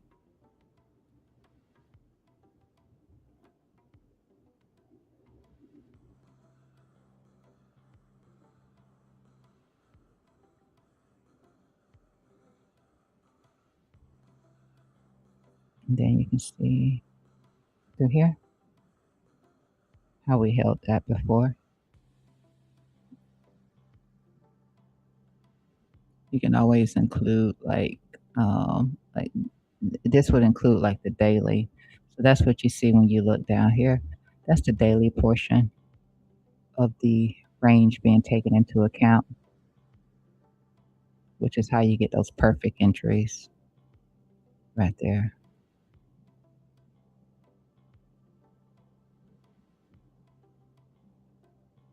But this is still support.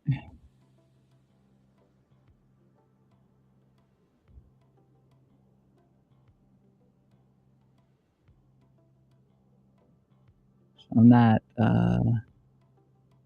squeamish, but I just know what could happen. All right, so a little bit tighter in here. It looks like we're more so around this trend line right here, and then give this last few minutes and see if we're gonna be okay with this. It still has to close.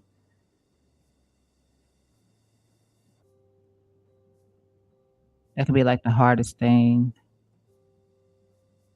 is to wait for a candle to close, but it's useful. It really is useful to wait for the candle to close.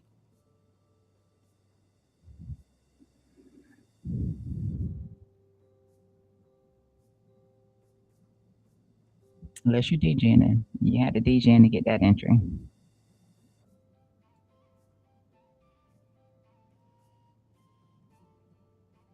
Otherwise, you would have did this, which like I guess I prefer to play inside range, inside bars. Otherwise, you would have did. You don't use a 50 in the inside bar. See, that's why you gotta wait on that close. This right here. Just say you waited for this candle. Say you waited for it to close. You want to know that it's an inside range to start with. For one, I don't think I would have liked that entry right there. I would not have wanted that one, but it would have went like that. And then what's your target? Let's just say your target was this low right here.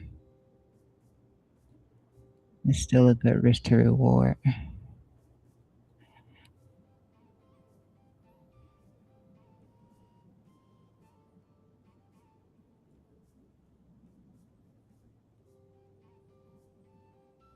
Again, right here.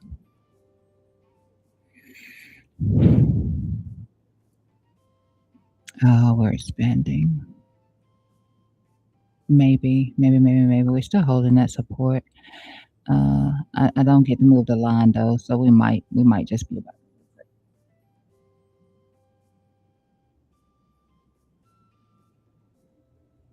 yeah, we might just be about to lose it.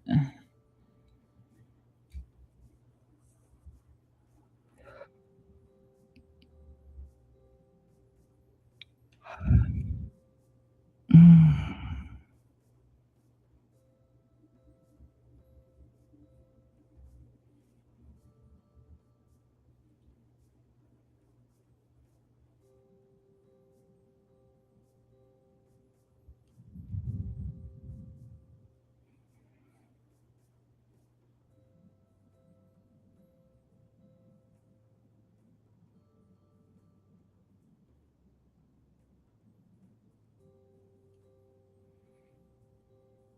But yeah, inside bars are more my thing, especially around resistance and around support and bear divs and stuff like that. I just prefer inside ranges over outside bars, but you can see how that outside bar might just be lit. And that was your entry. I prefer breakdown. You wouldn't have got one right here, but close enough.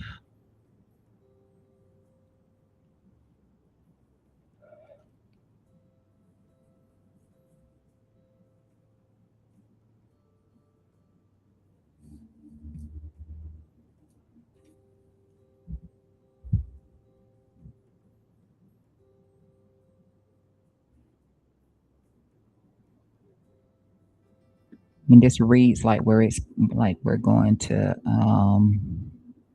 It reads like it, and see that little turn up right there. It was only when we started to come back in it started to change its mind. But yeah, it's problematic. We're outside of that band too. We're outside of that standard deviation right there.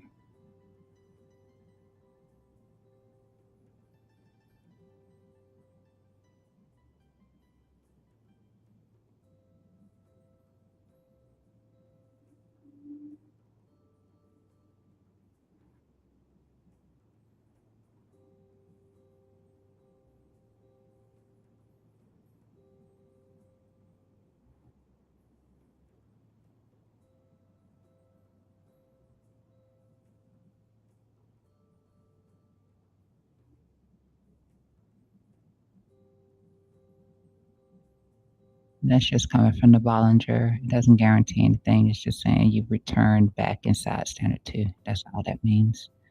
That one right there. I thought I turned those off. Um, Let me make sure that's not coming. Okay, no, that's not coming from the Bollinger. I was thinking it did. No.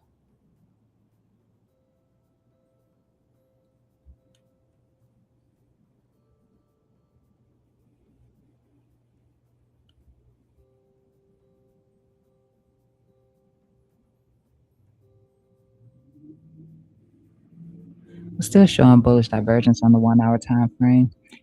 It's not confirming though. It's not confirming the signal just yet. It does still show bullish divergence though on the one.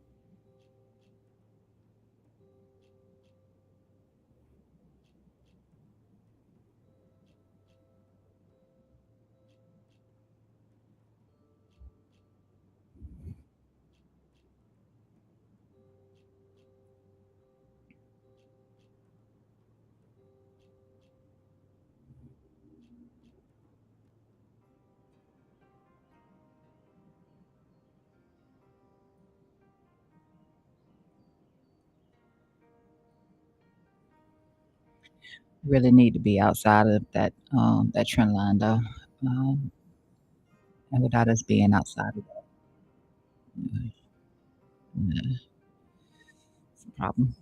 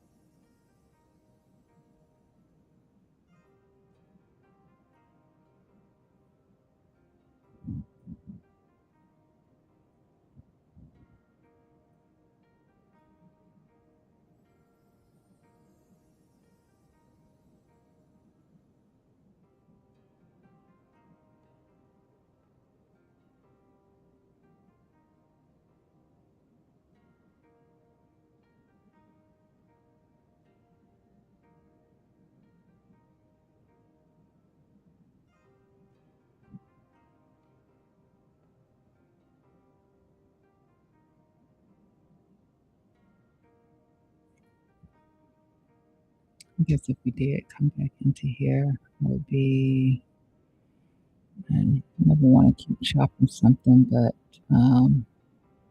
if the 1 hour is real, maybe, then maybe this would do it. Got some good liquidity up here.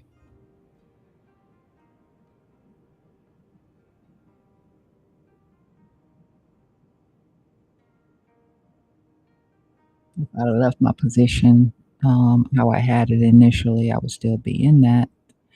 Could have even taken profit on some of it with the stock sitting below here.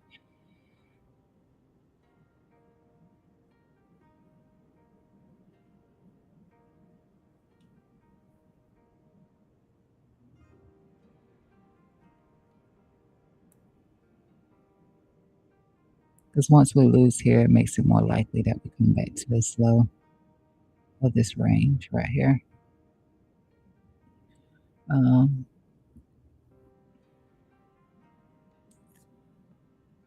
but it also, we've tapped it and held it a few times too, which means, I mean, and these are just scenarios, but it would be cheap if it didn't work there, then to just look at where everything keeps lining up to hit the 786. Let's just say, for example, you thought that this was a head and shoulder, shoulder, head, shoulder right here, right? Shoulder, head, shoulder. I'm pretty sure some people are looking at that saying shoulder, head, shoulder.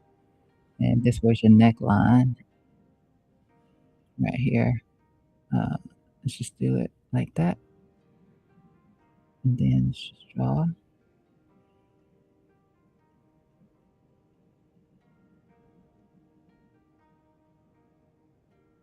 from the head to there. And then we break right here.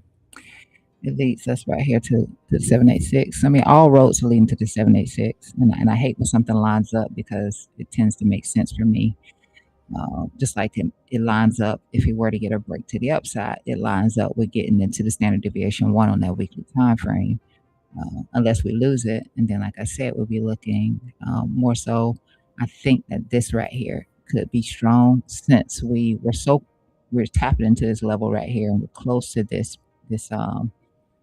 golden pocket. I don't think we just tap the golden pocket and move away. I could be completely wrong. If I'm looking at it from this perspective right here, we now have more room to drop because we're catching this right here. We're catching the support, like double support, trend line, horizontal. Now we're tapping this so much, even though it's been holding on the weekly closure. This is a brand new week. It's a brand new week now. You know, it's closer to here now, which again is going to be where you have the 786. So, um, 786. You could do that now and just come in here and hit this. That's the only thing. That's the only thing.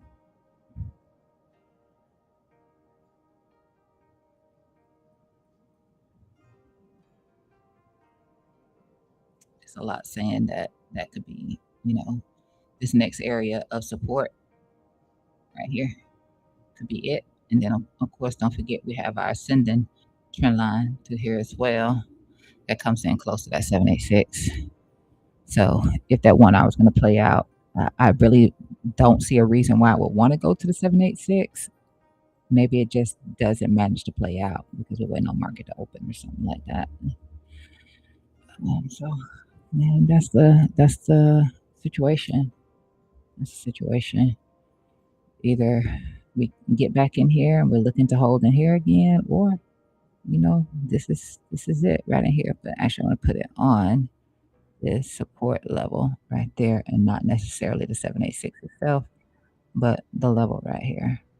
If you're on Blowfin, which I trade on Bluefin, you can see the number right there, 64032.3.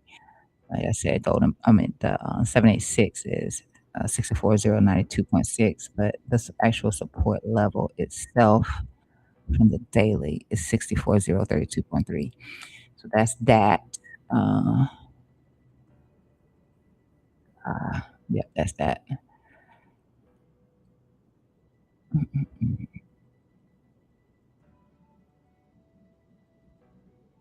No increase in volume, at least in terms of this chart here. We did see it on the Binance chart. Let me just slide these out a little bit. My daily.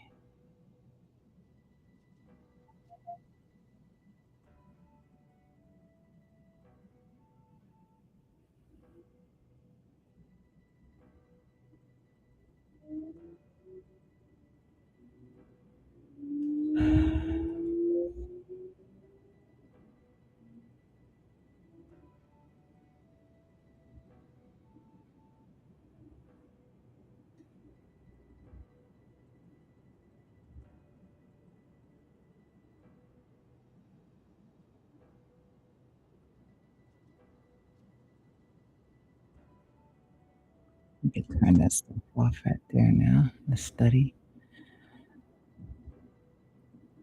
I'll just work with this chart right here instead. Since this is the trading chart for me. All right. So breakdown it is. See if we continue that expansion. Probably going to be a little bit of an SFP right there because we are standard 3. But usually when you first start, you'll hit that, and that's common. Uh, I wouldn't really take it as anything. Afterwards, it'll make a difference. But in the process, not really. All right. Yeah, ATR suggested earlier on anyway. And once we cracked it,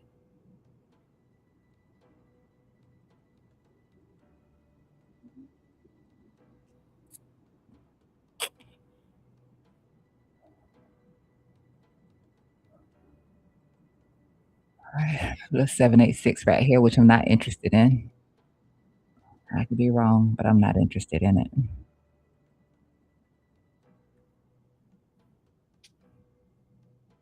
Maybe, maybe by way of the 1 hour, maybe, but I don't know.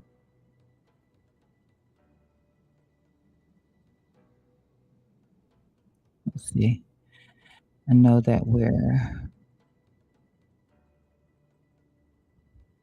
out right there. Volume increase.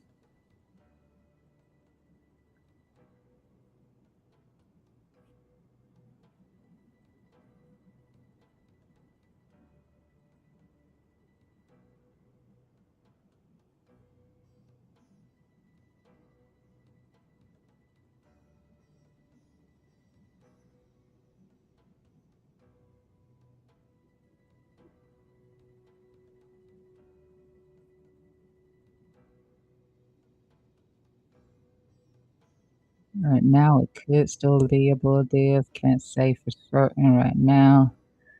Uh,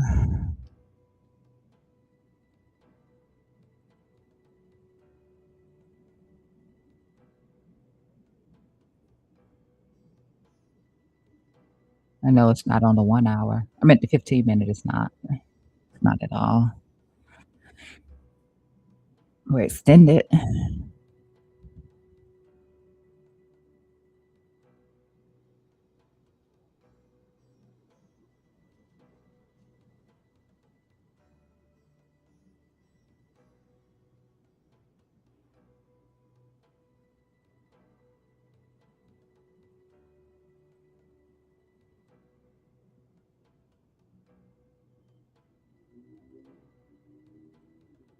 Again, my thought is gonna be the same thing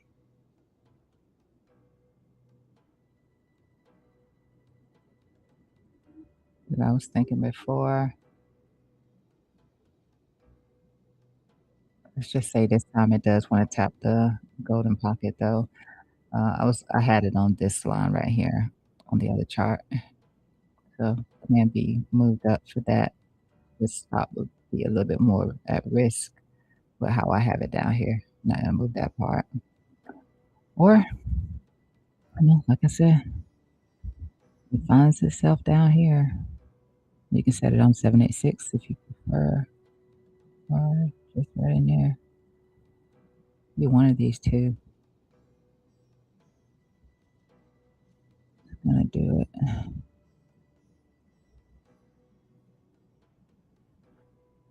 Let's see what the market gives us. Just waiting for this candle close, unless you would trade in the SFP.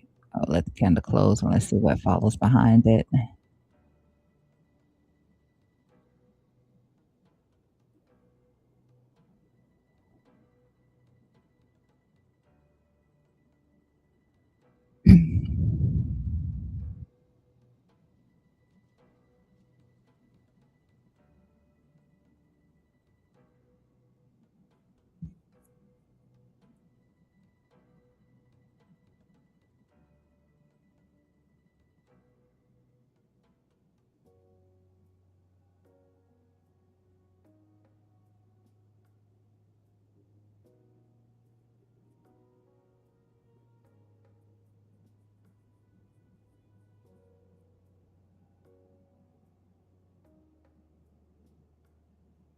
Every now and then I'll zoom out on the lower time frame. I really don't like using the lower time frames too much because they're a little bit noisy. I'm just gonna block this off just to see if we hold inside right here. I can figure out what's happening.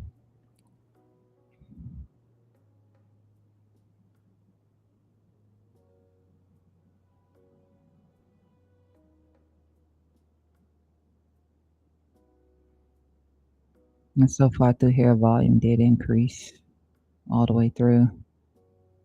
Let's see what's happening right here. Not really a support level right now, though. It really isn't a support level unless you're using something else. And I don't know what you could be using besides a VRBP, and I don't want to use that.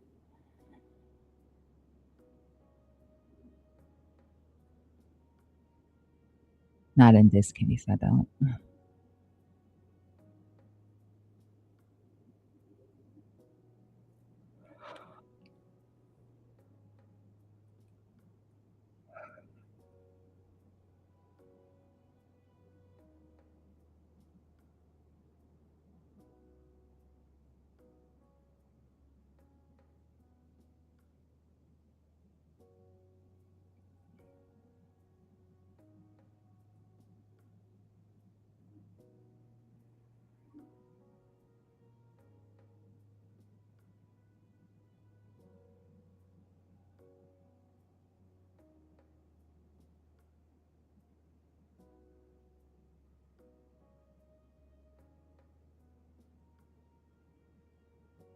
Okay, so it's not going to be an inside bar. We've established that.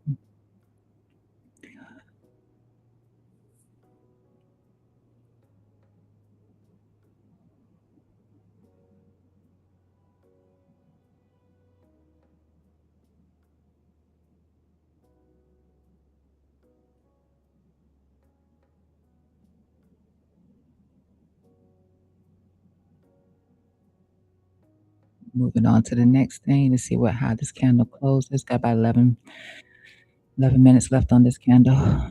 See how it closes.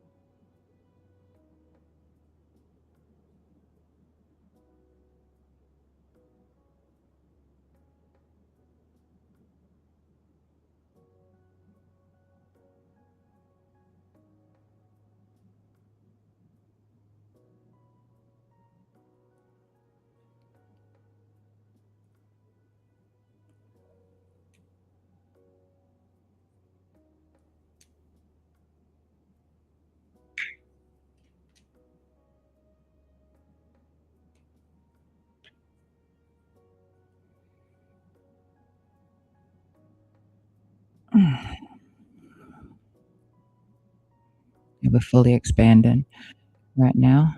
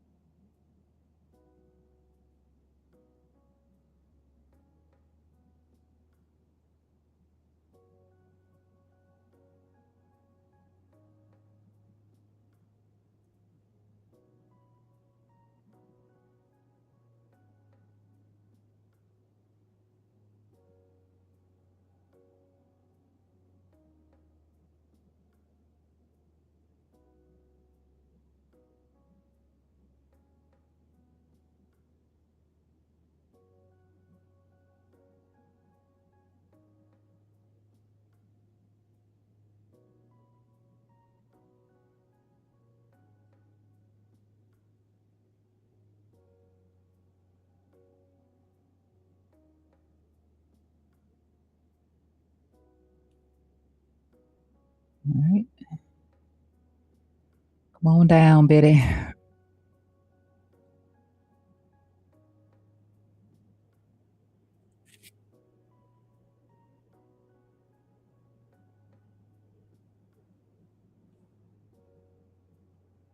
The only thing I can say about like right through here, right through this order block right here, um, is the QTD lower part of the cloud on the 1 hour time frame. Is right through here. Outside of that, there's really nothing in here. No real support level through here until we get down here to this low. And in that case, we will have gotten a false signal on the 1 hour if we do anything other than wick into this golden pocket and bounce away. It will be a false signal, unfortunately, and it happens rarely, but it happens. Like nothing's going to work 100% of the time.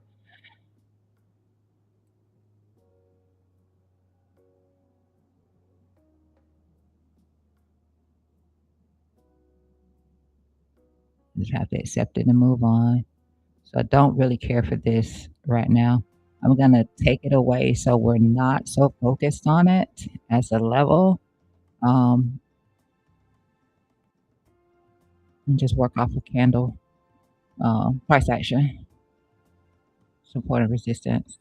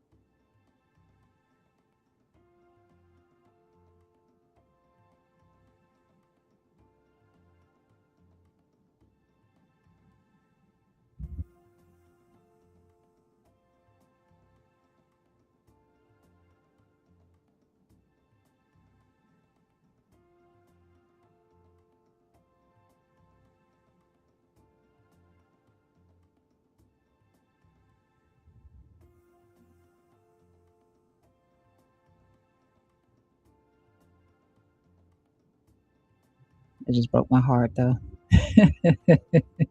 That really, really, really broke my heart.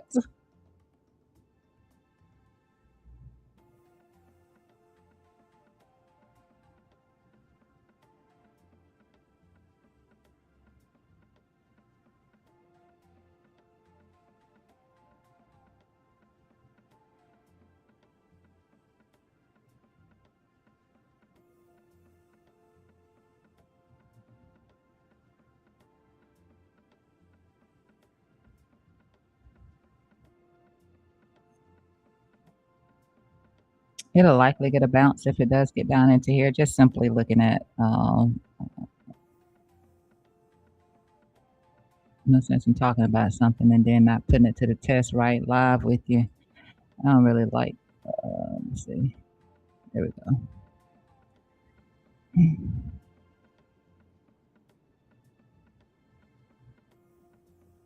So we're in relative weakness on the RSI, of course.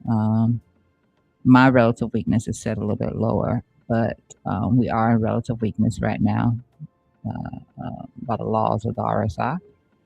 And we're also outside of that band right there, which means some sort of a conclusion could come into play through here. Support is going to come in right in here again. Don't really care for the 786 in there because we really don't have anything in there in terms of real support and resistance right now. Nothing unless you're looking at this right here, which yeah, I'm just going to use the higher stuff, or just look at what candle comes out of this situation right here. We'll see. It doesn't guarantee what size of a move we get. Let's just be clear on that. And this right here would have to change. And instead of me looking at that, then maybe it's good. It's still some good liquidity up here at this high. I know that much is true. As we slow down here. All right. So we got like 3-4 minutes on this. I'm just gonna shut this down. I'll open it back up as we get to the candle close because it's not gonna really. Still waiting on the price action in here. As it tries to settle on that 786, and like I said here, set this in 2 right here. It's not completely dead just yet, but still, it can become dead right here.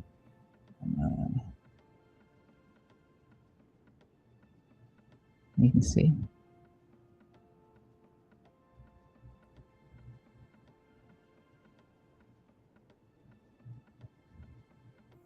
So whatever validation we're getting for the bull divs, like I said, if we did anything other than wick, it would invalidate the setup. That it would invalidate the bullish setup through here and say, hey, we never confirmed it because we didn't get the follow through. We just got a signal indicating that it could be. So just saying.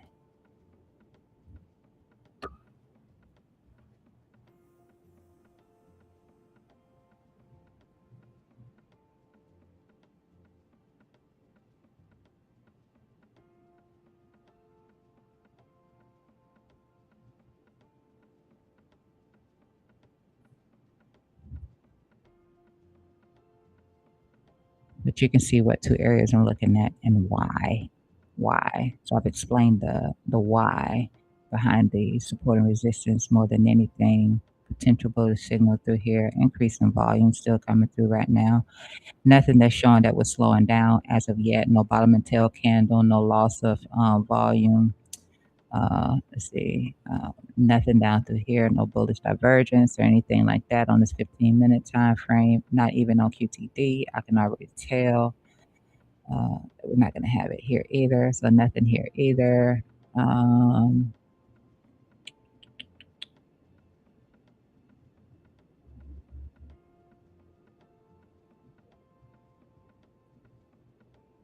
Yeah, you see how fast this is moving. It's not moving fast at all. So it's another thing. Yeah. EMAs was just looking like, ugh, bird feather flop down. It turned down. It is what it is. Take a look at this TM. Yeah, gone with the wind, baby. Gone with the wind. Yeah, so if we don't get in here and start to go sideways, then we'll be looking at that 786 for sure, and that'll be we'll be looking for price action to hit sideways on us.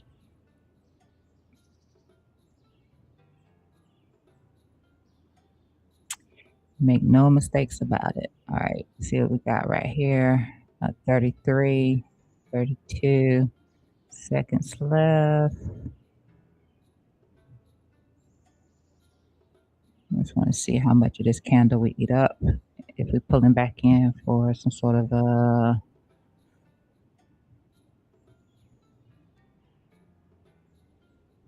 let's see.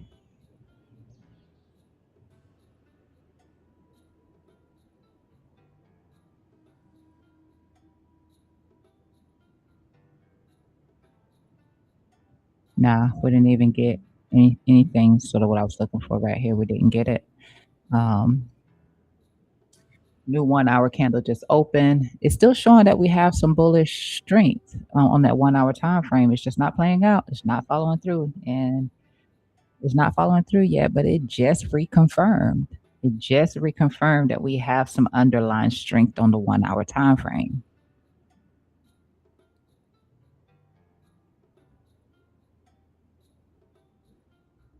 I wanted to see more of this candle get eaten up right here, so it didn't, and that's why I did that just to see that. Um,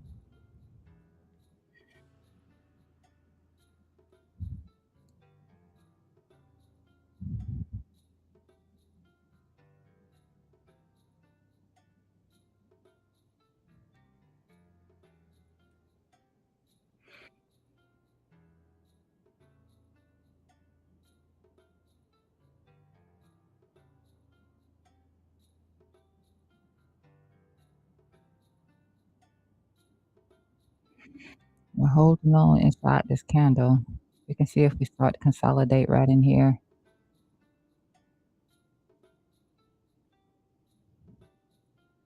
Would have liked to have gotten a little bit more on that wick to the upside.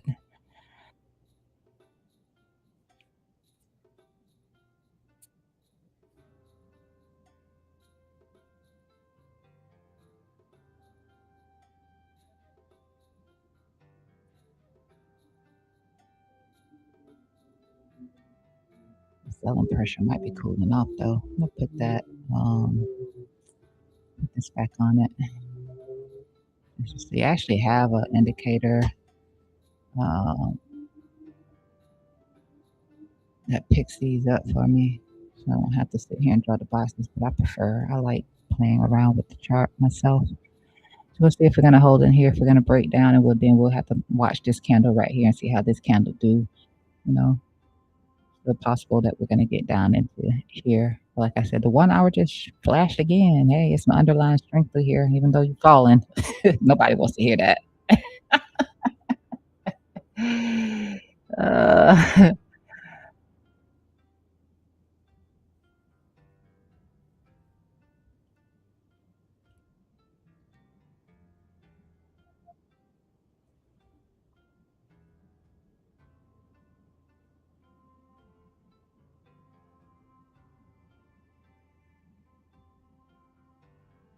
I hate how this RSI looks over here.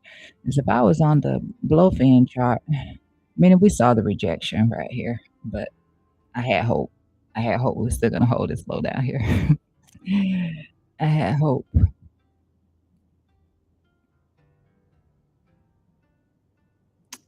Volume definitely still increasing.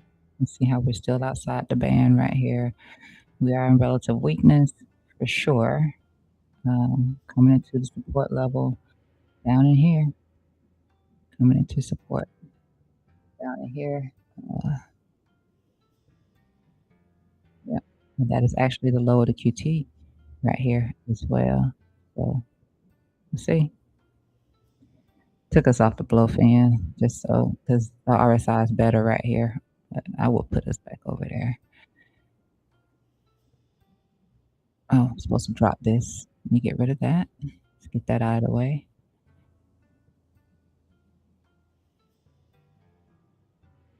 What is this?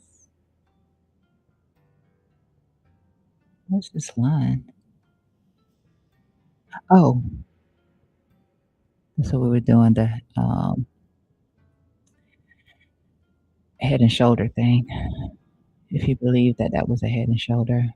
Volume doesn't back it, but you can definitely go off of momentum to validate it. Uh, there it is. There it is. There it is on that shoulder to head. There it is. That shoulder and head. Oh, no, I'm sorry. There it is right here. Yeah. Yeah. But volume doesn't confirm it. All right.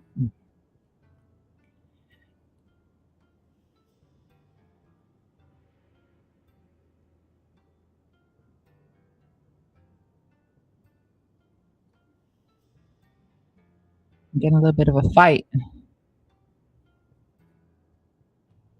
Got some fight. I'm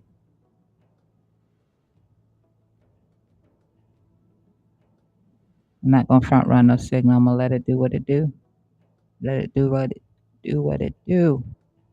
Do what it do. Got some fight.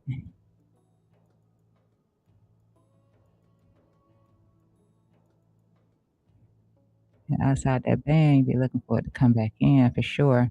Good for scalping, like I said, but in terms of, uh, yeah, I'm gonna have to wait.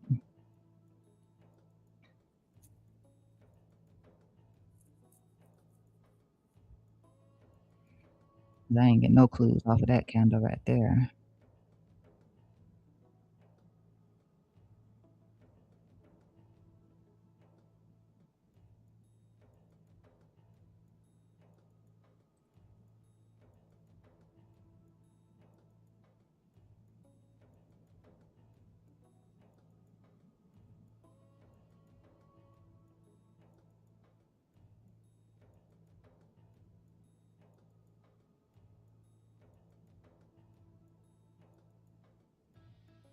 I guess the only thing I could have taken away from this candle right here is that the body size was getting smaller as we were breaking below this one, and then the volume started increasing for the SFP of this candle low right here.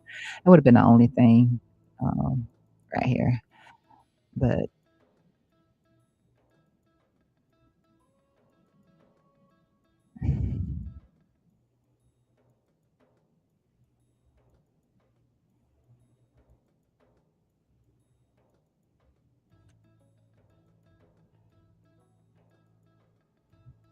besides tapping that QTD, I didn't really see a reason for me to take to enter right there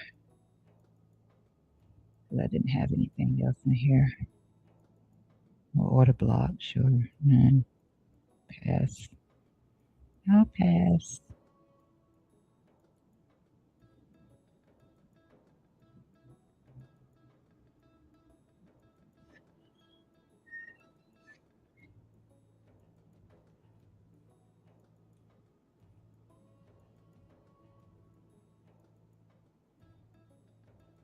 This candle could be confirming the extra bull underlying strength on that 1 hour. Still showing that we have it. We'll see.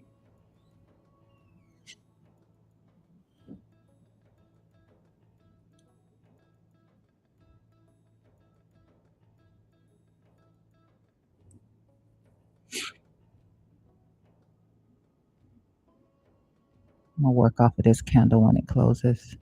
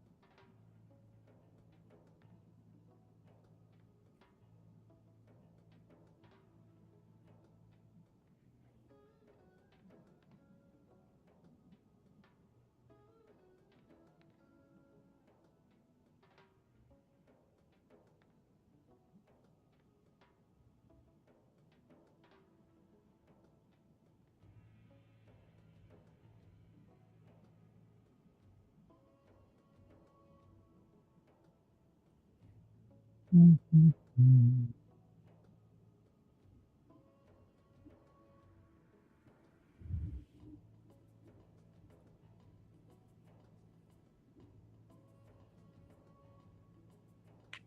Oh, boy.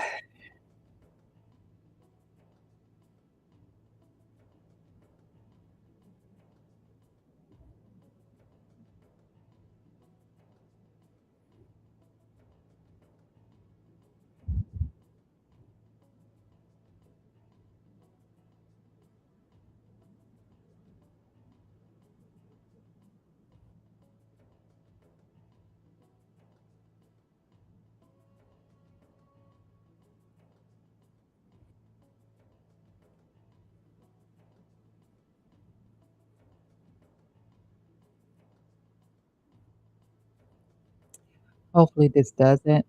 Um, I mean, it could. I'm thinking, 4 minutes left on this candle.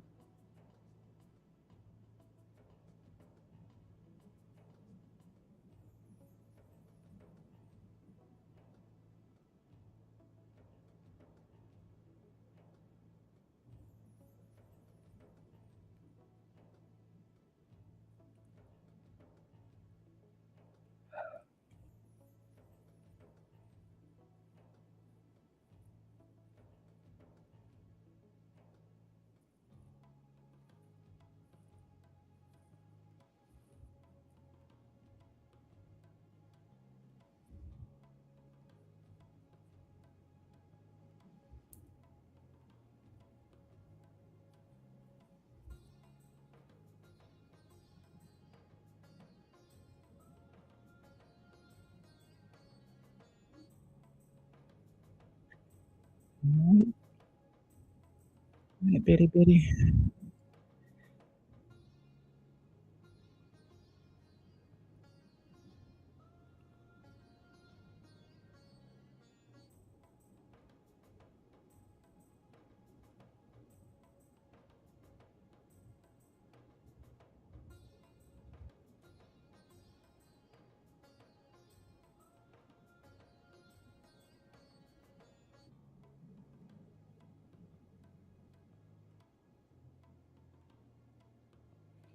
Waiting on that close. You do see the strength coming in a little bit more in here. Still waiting on the close. See, over here. I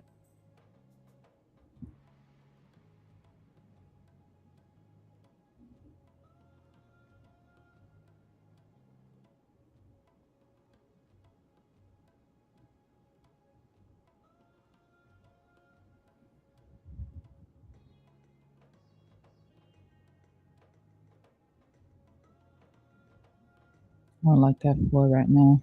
Don't like that 4 right now. Do not like that 4.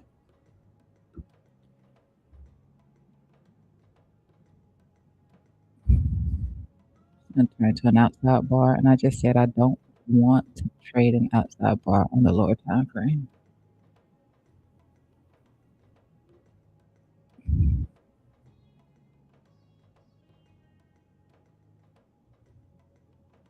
Got a minute to find out if it is.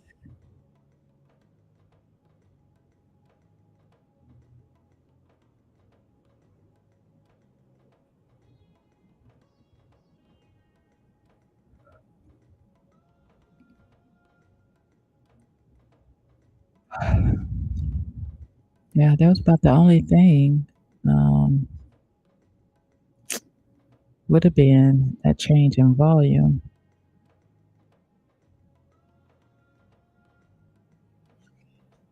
rising on the SFP. That would have been it.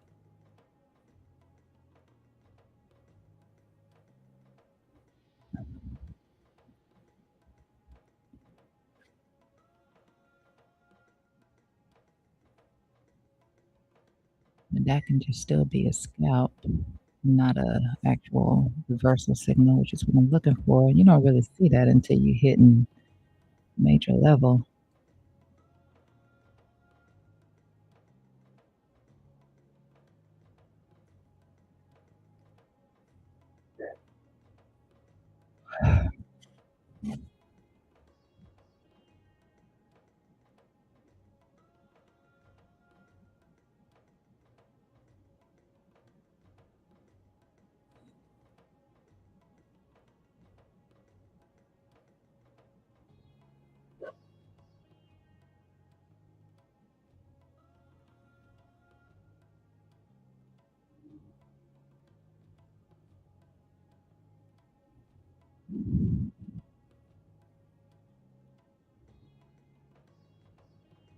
See what happens right here.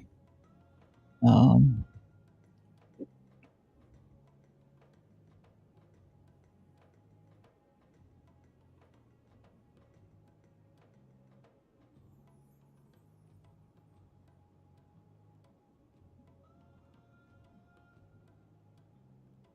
if we consolidate off of this low right here, get a little bit more information. Uh, Not a bad candle close. Not a bad candle close.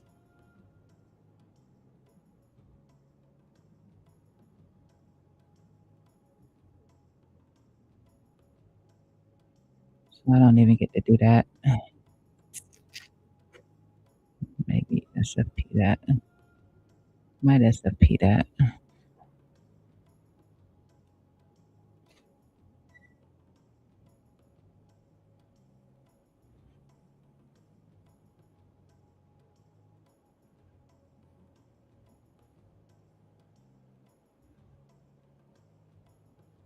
Tell me that was my low.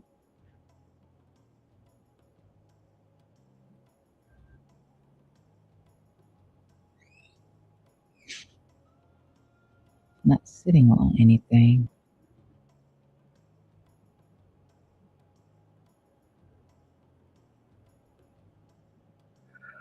other than the cloud. Oh, sleepy. We're slowing down right here, though, for sure.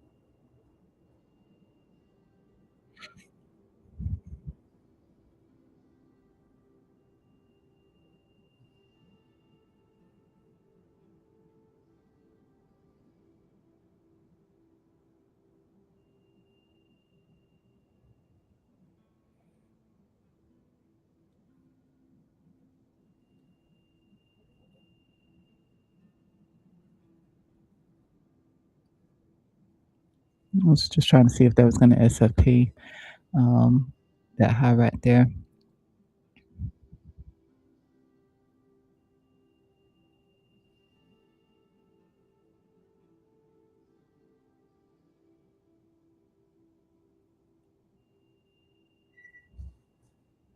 I think I'm just waiting a little bit in here.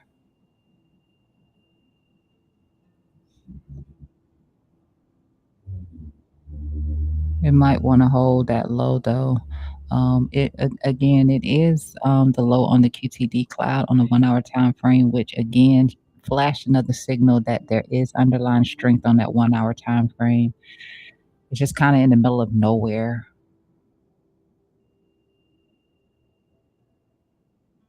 Besides that cloud low, it's just kind of in the middle of nowhere.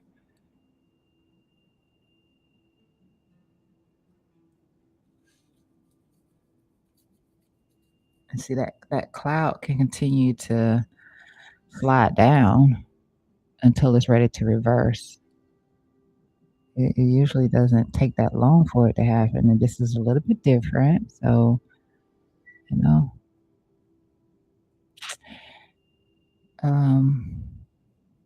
the signal through here, this can do it one more time, in my opinion.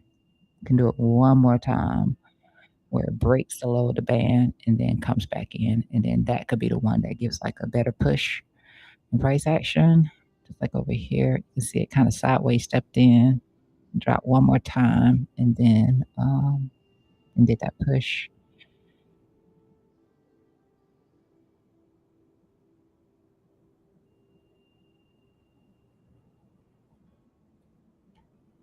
But I could feel more confident at um, demand level, at a demand level, actual demand level.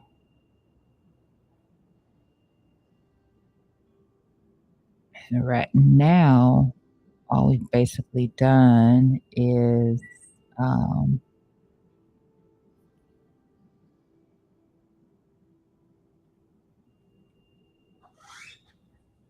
nothing really.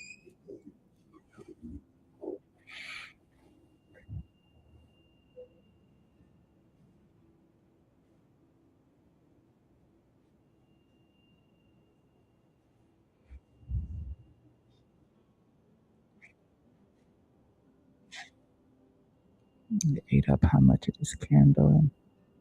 I just had it in here.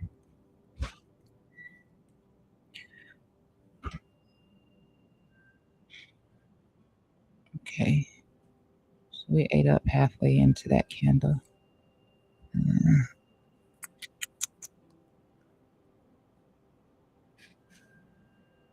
It's a good candle.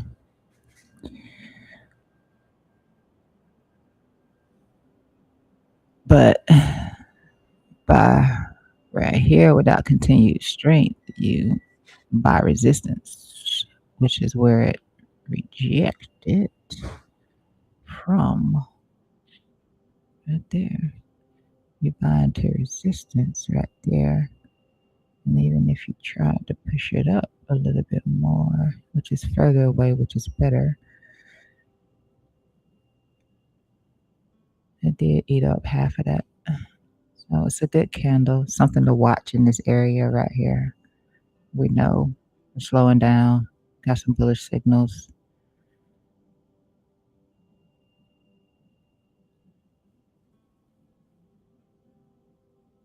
Get this set.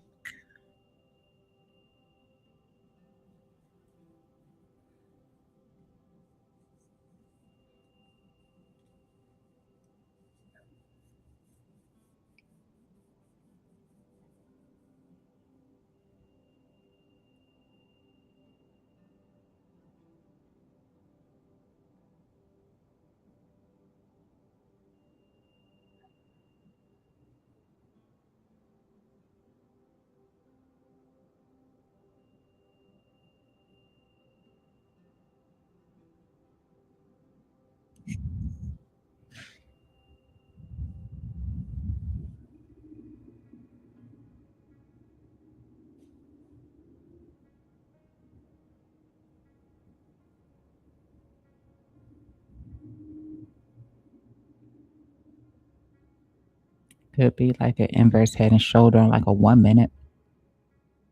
Could check that. Have to come back above this low right here, leaving that wick behind. And then could potentially, well, actually, I don't know if let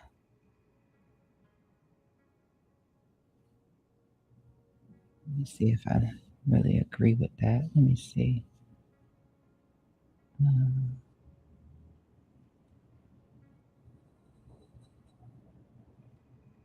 Yeah, in that case, it would have to come back up above here, you know, flip completely green back above here after that drop for a potential inverse head and shoulder on like a 1 minute, something like that. As long as it's not taking out this low, that could be what you have right here. I don't really like that. Why? Could be, but it has to. Let's just drop down to a 1 minute time frame. Could be a little inverse.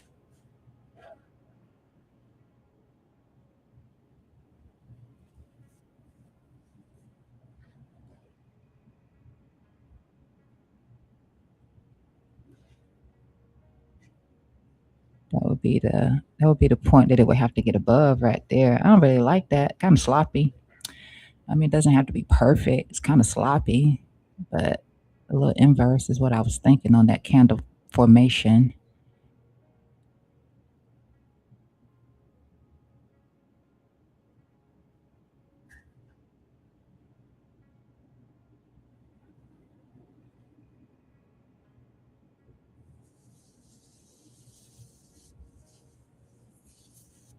It's a little messy though. It's a little messy. You have to get above there.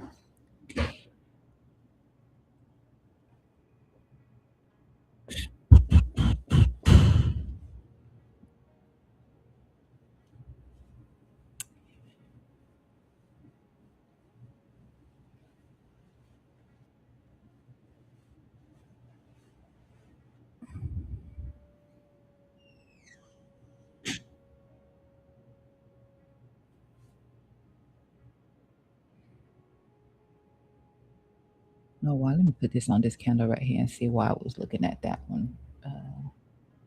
Let's see why. Okay, I guess that would. I don't like it. I don't like it.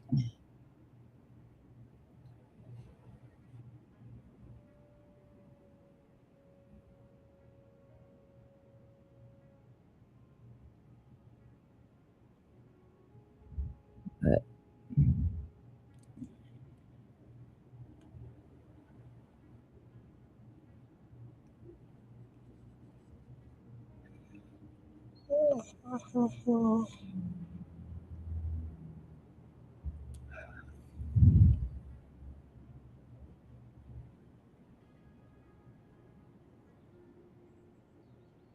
I'd rather be on some support. So, like right here, we were at support when we did it. So you can see an inverse right here. That candle, this candle, and then this one, and then your break. Let me just use this instead. It was right here, which is where we're, that order block is what we're on right. We're tapping into right now, which I don't like already. Well, I don't dislike it. I just rather be. But this is here when we did the inverse. It looked better. It probably is an inverse right here.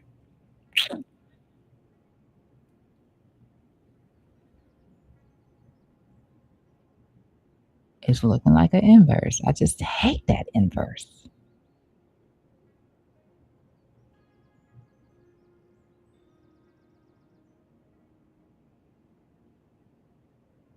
I don't like this inverse. I would not do something because I don't like it. I don't like that inverse. And it's likely, I mean, it can be an inverse right here.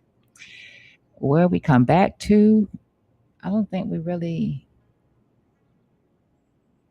we can come back and back test this breakdown. And then if we reclaim into this area right here, then this was, a little trap. The market's going to open in 1 minute, so we'll see. But definitely, this inverse over here was a lot better. That 3 candle formation right here, which I think I actually, I don't highlight it over here. I think I highlighted on my other chart.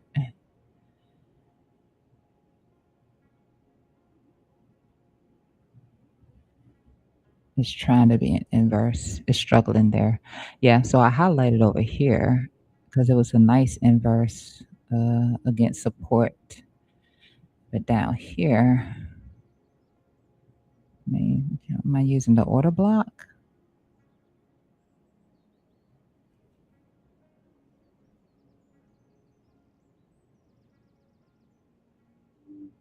All right, market is open.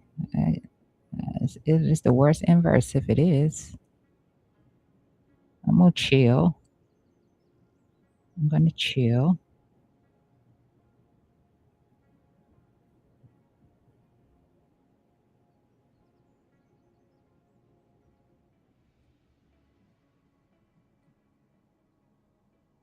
My gut is saying it is,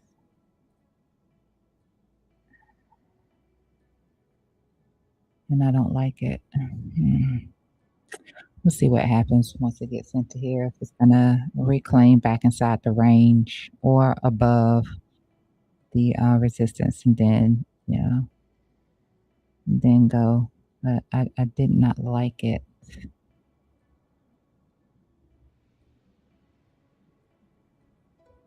Mm, I did not like it. I didn't like it. If I wasn't on stream, I would have played that. But I don't want to put anybody in a situation where I'm trying to do something where I don't like it for you. I don't like it.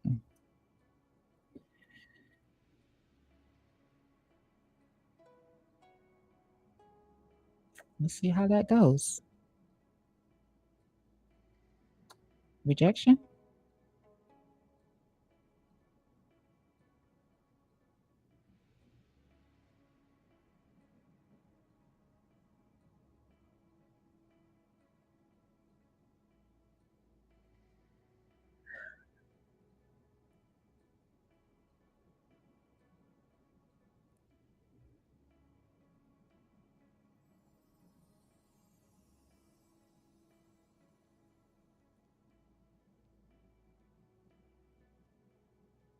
I think we can come back again. I think we can come back again and do that. I think we can. I think we can come back again and do that. Let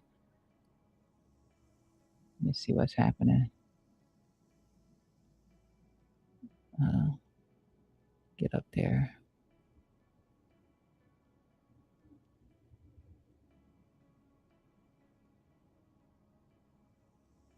A little parallel. Um, hmm.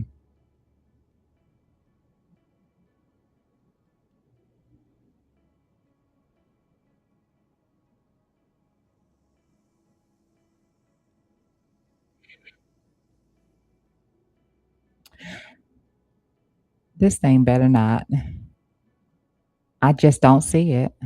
I hated this. I hated it. I didn't hate it. Like it was a fine candle. I just didn't like the inverse.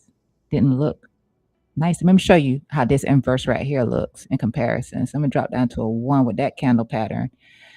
And then we look at this inverse right here.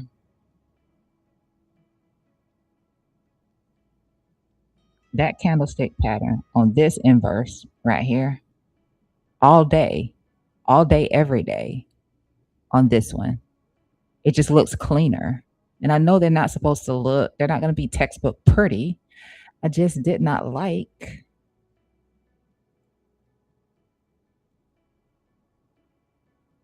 I didn't like this one. I did not like that inverse.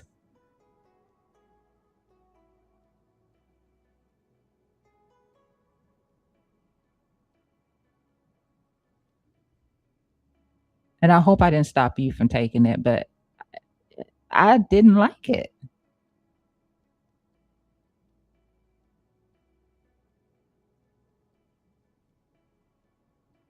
Oh, kind of pissed off.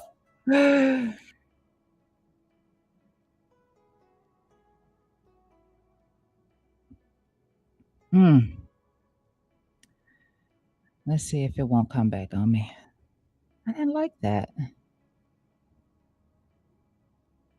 Even with the bullish signals on the 1 hour, um, I didn't like it. I don't like it. So come back down and hit a key level,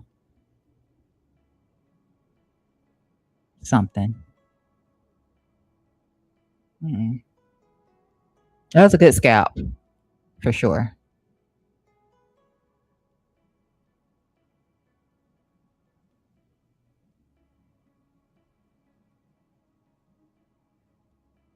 That's one of the most beautiful three pattern candle structure. Ah,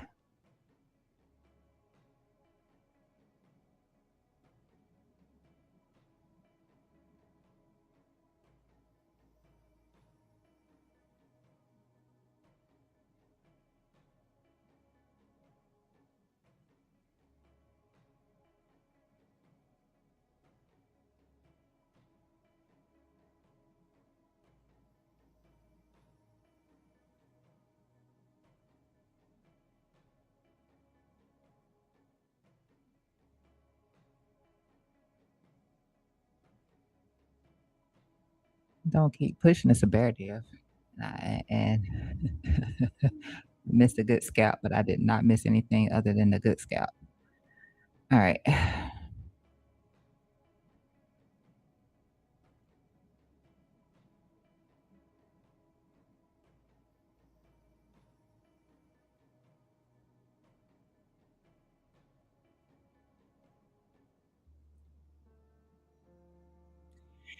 It ain't ready, in my opinion. Let me take a look back over here at Spy, see what Spy is doing before I go. I did. I just had to post, then y'all can make your own decision. I just had to post. I don't like that, and I don't think that it's sustained. I don't think it's sustainable. I think it's a rejection. I think we come back down. We test the support level again, and if we don't hold that, then we drop down to 786. That's my opinion right now. Since it did fail the triangle formation um, in the way I originally envisioned it. So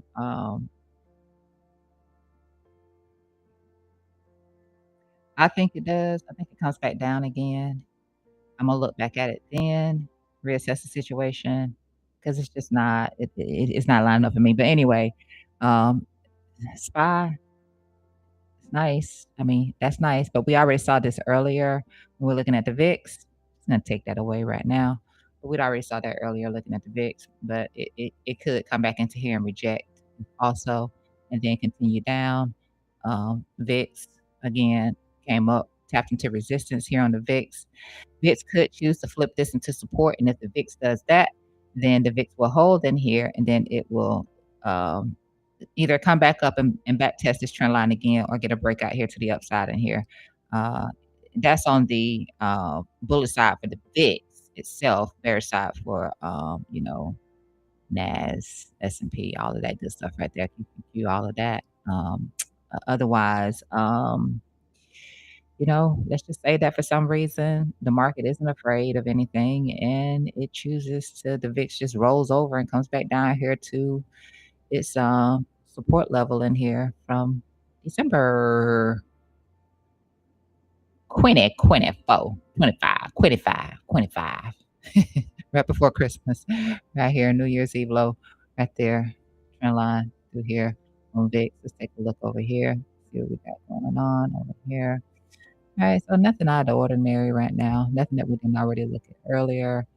Bitcoin, she still want to fight me. She still want to fight me.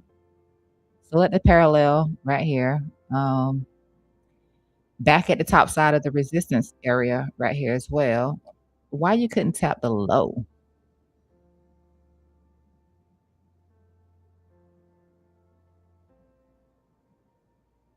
This is resistance that we're at, not just this trend line right here, but also the daily resistance level is what we're tapping into right now. Can it break it? Absolutely, because I was looking for it to break to the upside for this triangular formation. So I don't want to trash on it. It's still very possible. Still got the bullish signal that came in over here. It showed that this continues to be a bullish signal on the 1 hour time frame. It reconfirmed it. No follow through yet, but like I said, it did reconfirm the idea that this is continues to have underlying strength, which is uh, still has to break here. Still has to break through here. So that's how I'm looking at it here on the 1 hour. Still has to break through here, and then get the follow through here, which we're not getting the follow through just yet. just yet. Just still showing that there is some strength in here. That's it.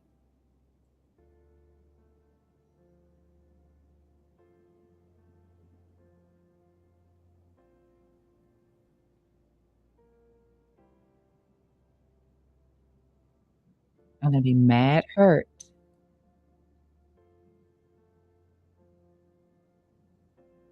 I won't FOMO.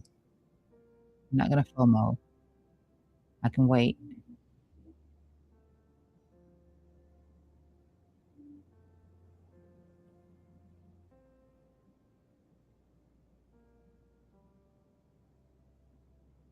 Like I said, when that cloud does that, it indicates underlying strength in the, asset.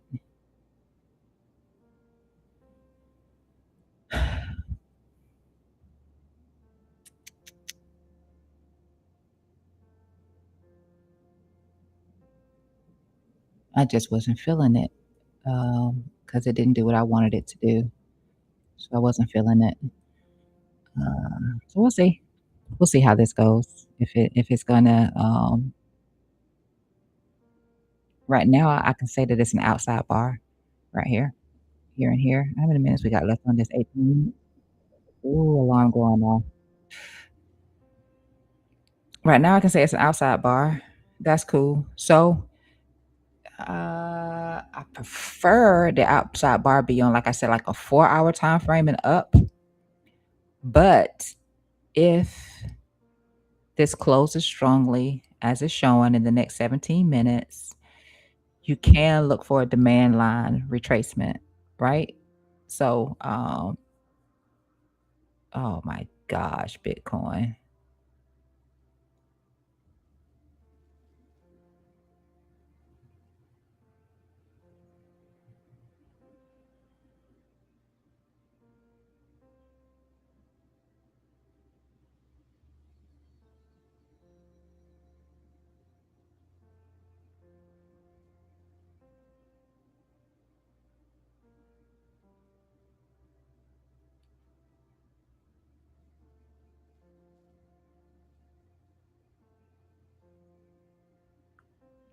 I just wanted to have it my way. I'll turn this off for a sec so you can actually see the chart here. I just wanted to have it my way. So right here,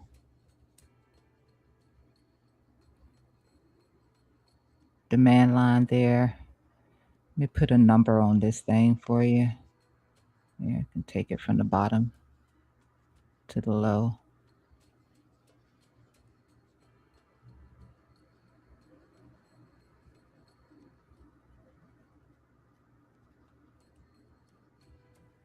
That mid is coming in on the Binance chart at 65,953.01 cents. Okay, so 1 cent. So 65,953 is what that mid is coming in as right here.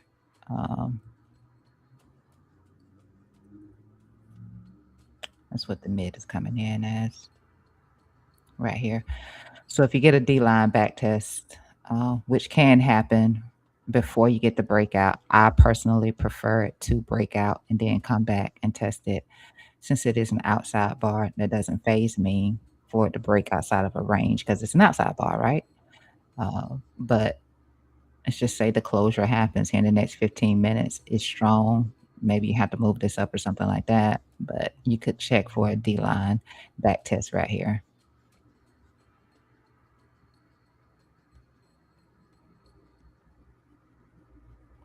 So if you get it, if it stops freaking going, that target one, which will be here at the next resistance level, right here is target one. Next resistance level, uh, it's about 14 cents off from what the actual level reads over here, which is 68,020 right there. So right here is where you'd be looking for price action to hit. You get through that, you see target two is a little closer to none other than this one. Good liquidity up here where my short is at. So good liquidity sitting right here if that happens right there.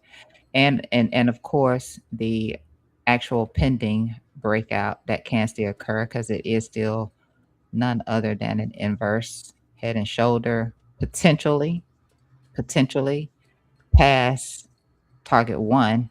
It is an inverse head and shoulder past target one. So closure above that neckline, you can see that right there. If that happens, that's all I got. It didn't play out the way I wanted it to play out, unfortunately. And just certain things I didn't like and I liked at the same time, but it's just certain things I like and I didn't like at the same time. That's it. A little bit extended there outside of that band as we were hitting this trend line right through here. This one. I'll move this up. So it looks like that instead. Still pretty close, you know, still pretty close. You see that right here, or this candle right here. Just that candle before it right here. You can use that as your D line, demand line in the next few minutes if it plays out, if they stop pushing it up. They stop pushing it up. It will be. I mean, dang. Let's see. We'll see what happens. I'm laughing to not cry, but I got to get out of here so I can try to trade. So I can try to trade. Appreciate you being here. I'll see you tomorrow. We'll get into a couple of other things tomorrow. Thank you, Biddy. Thank you. All I had to do was swallow my pride. That's all I had to do was swallow my pride right here. And I refuse to swallow my pride. So that's how that works. I didn't swallow my pride.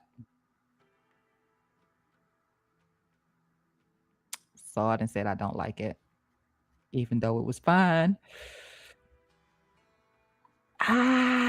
Scream. All right, see you tomorrow, 5 a.m. Thank you. Bye.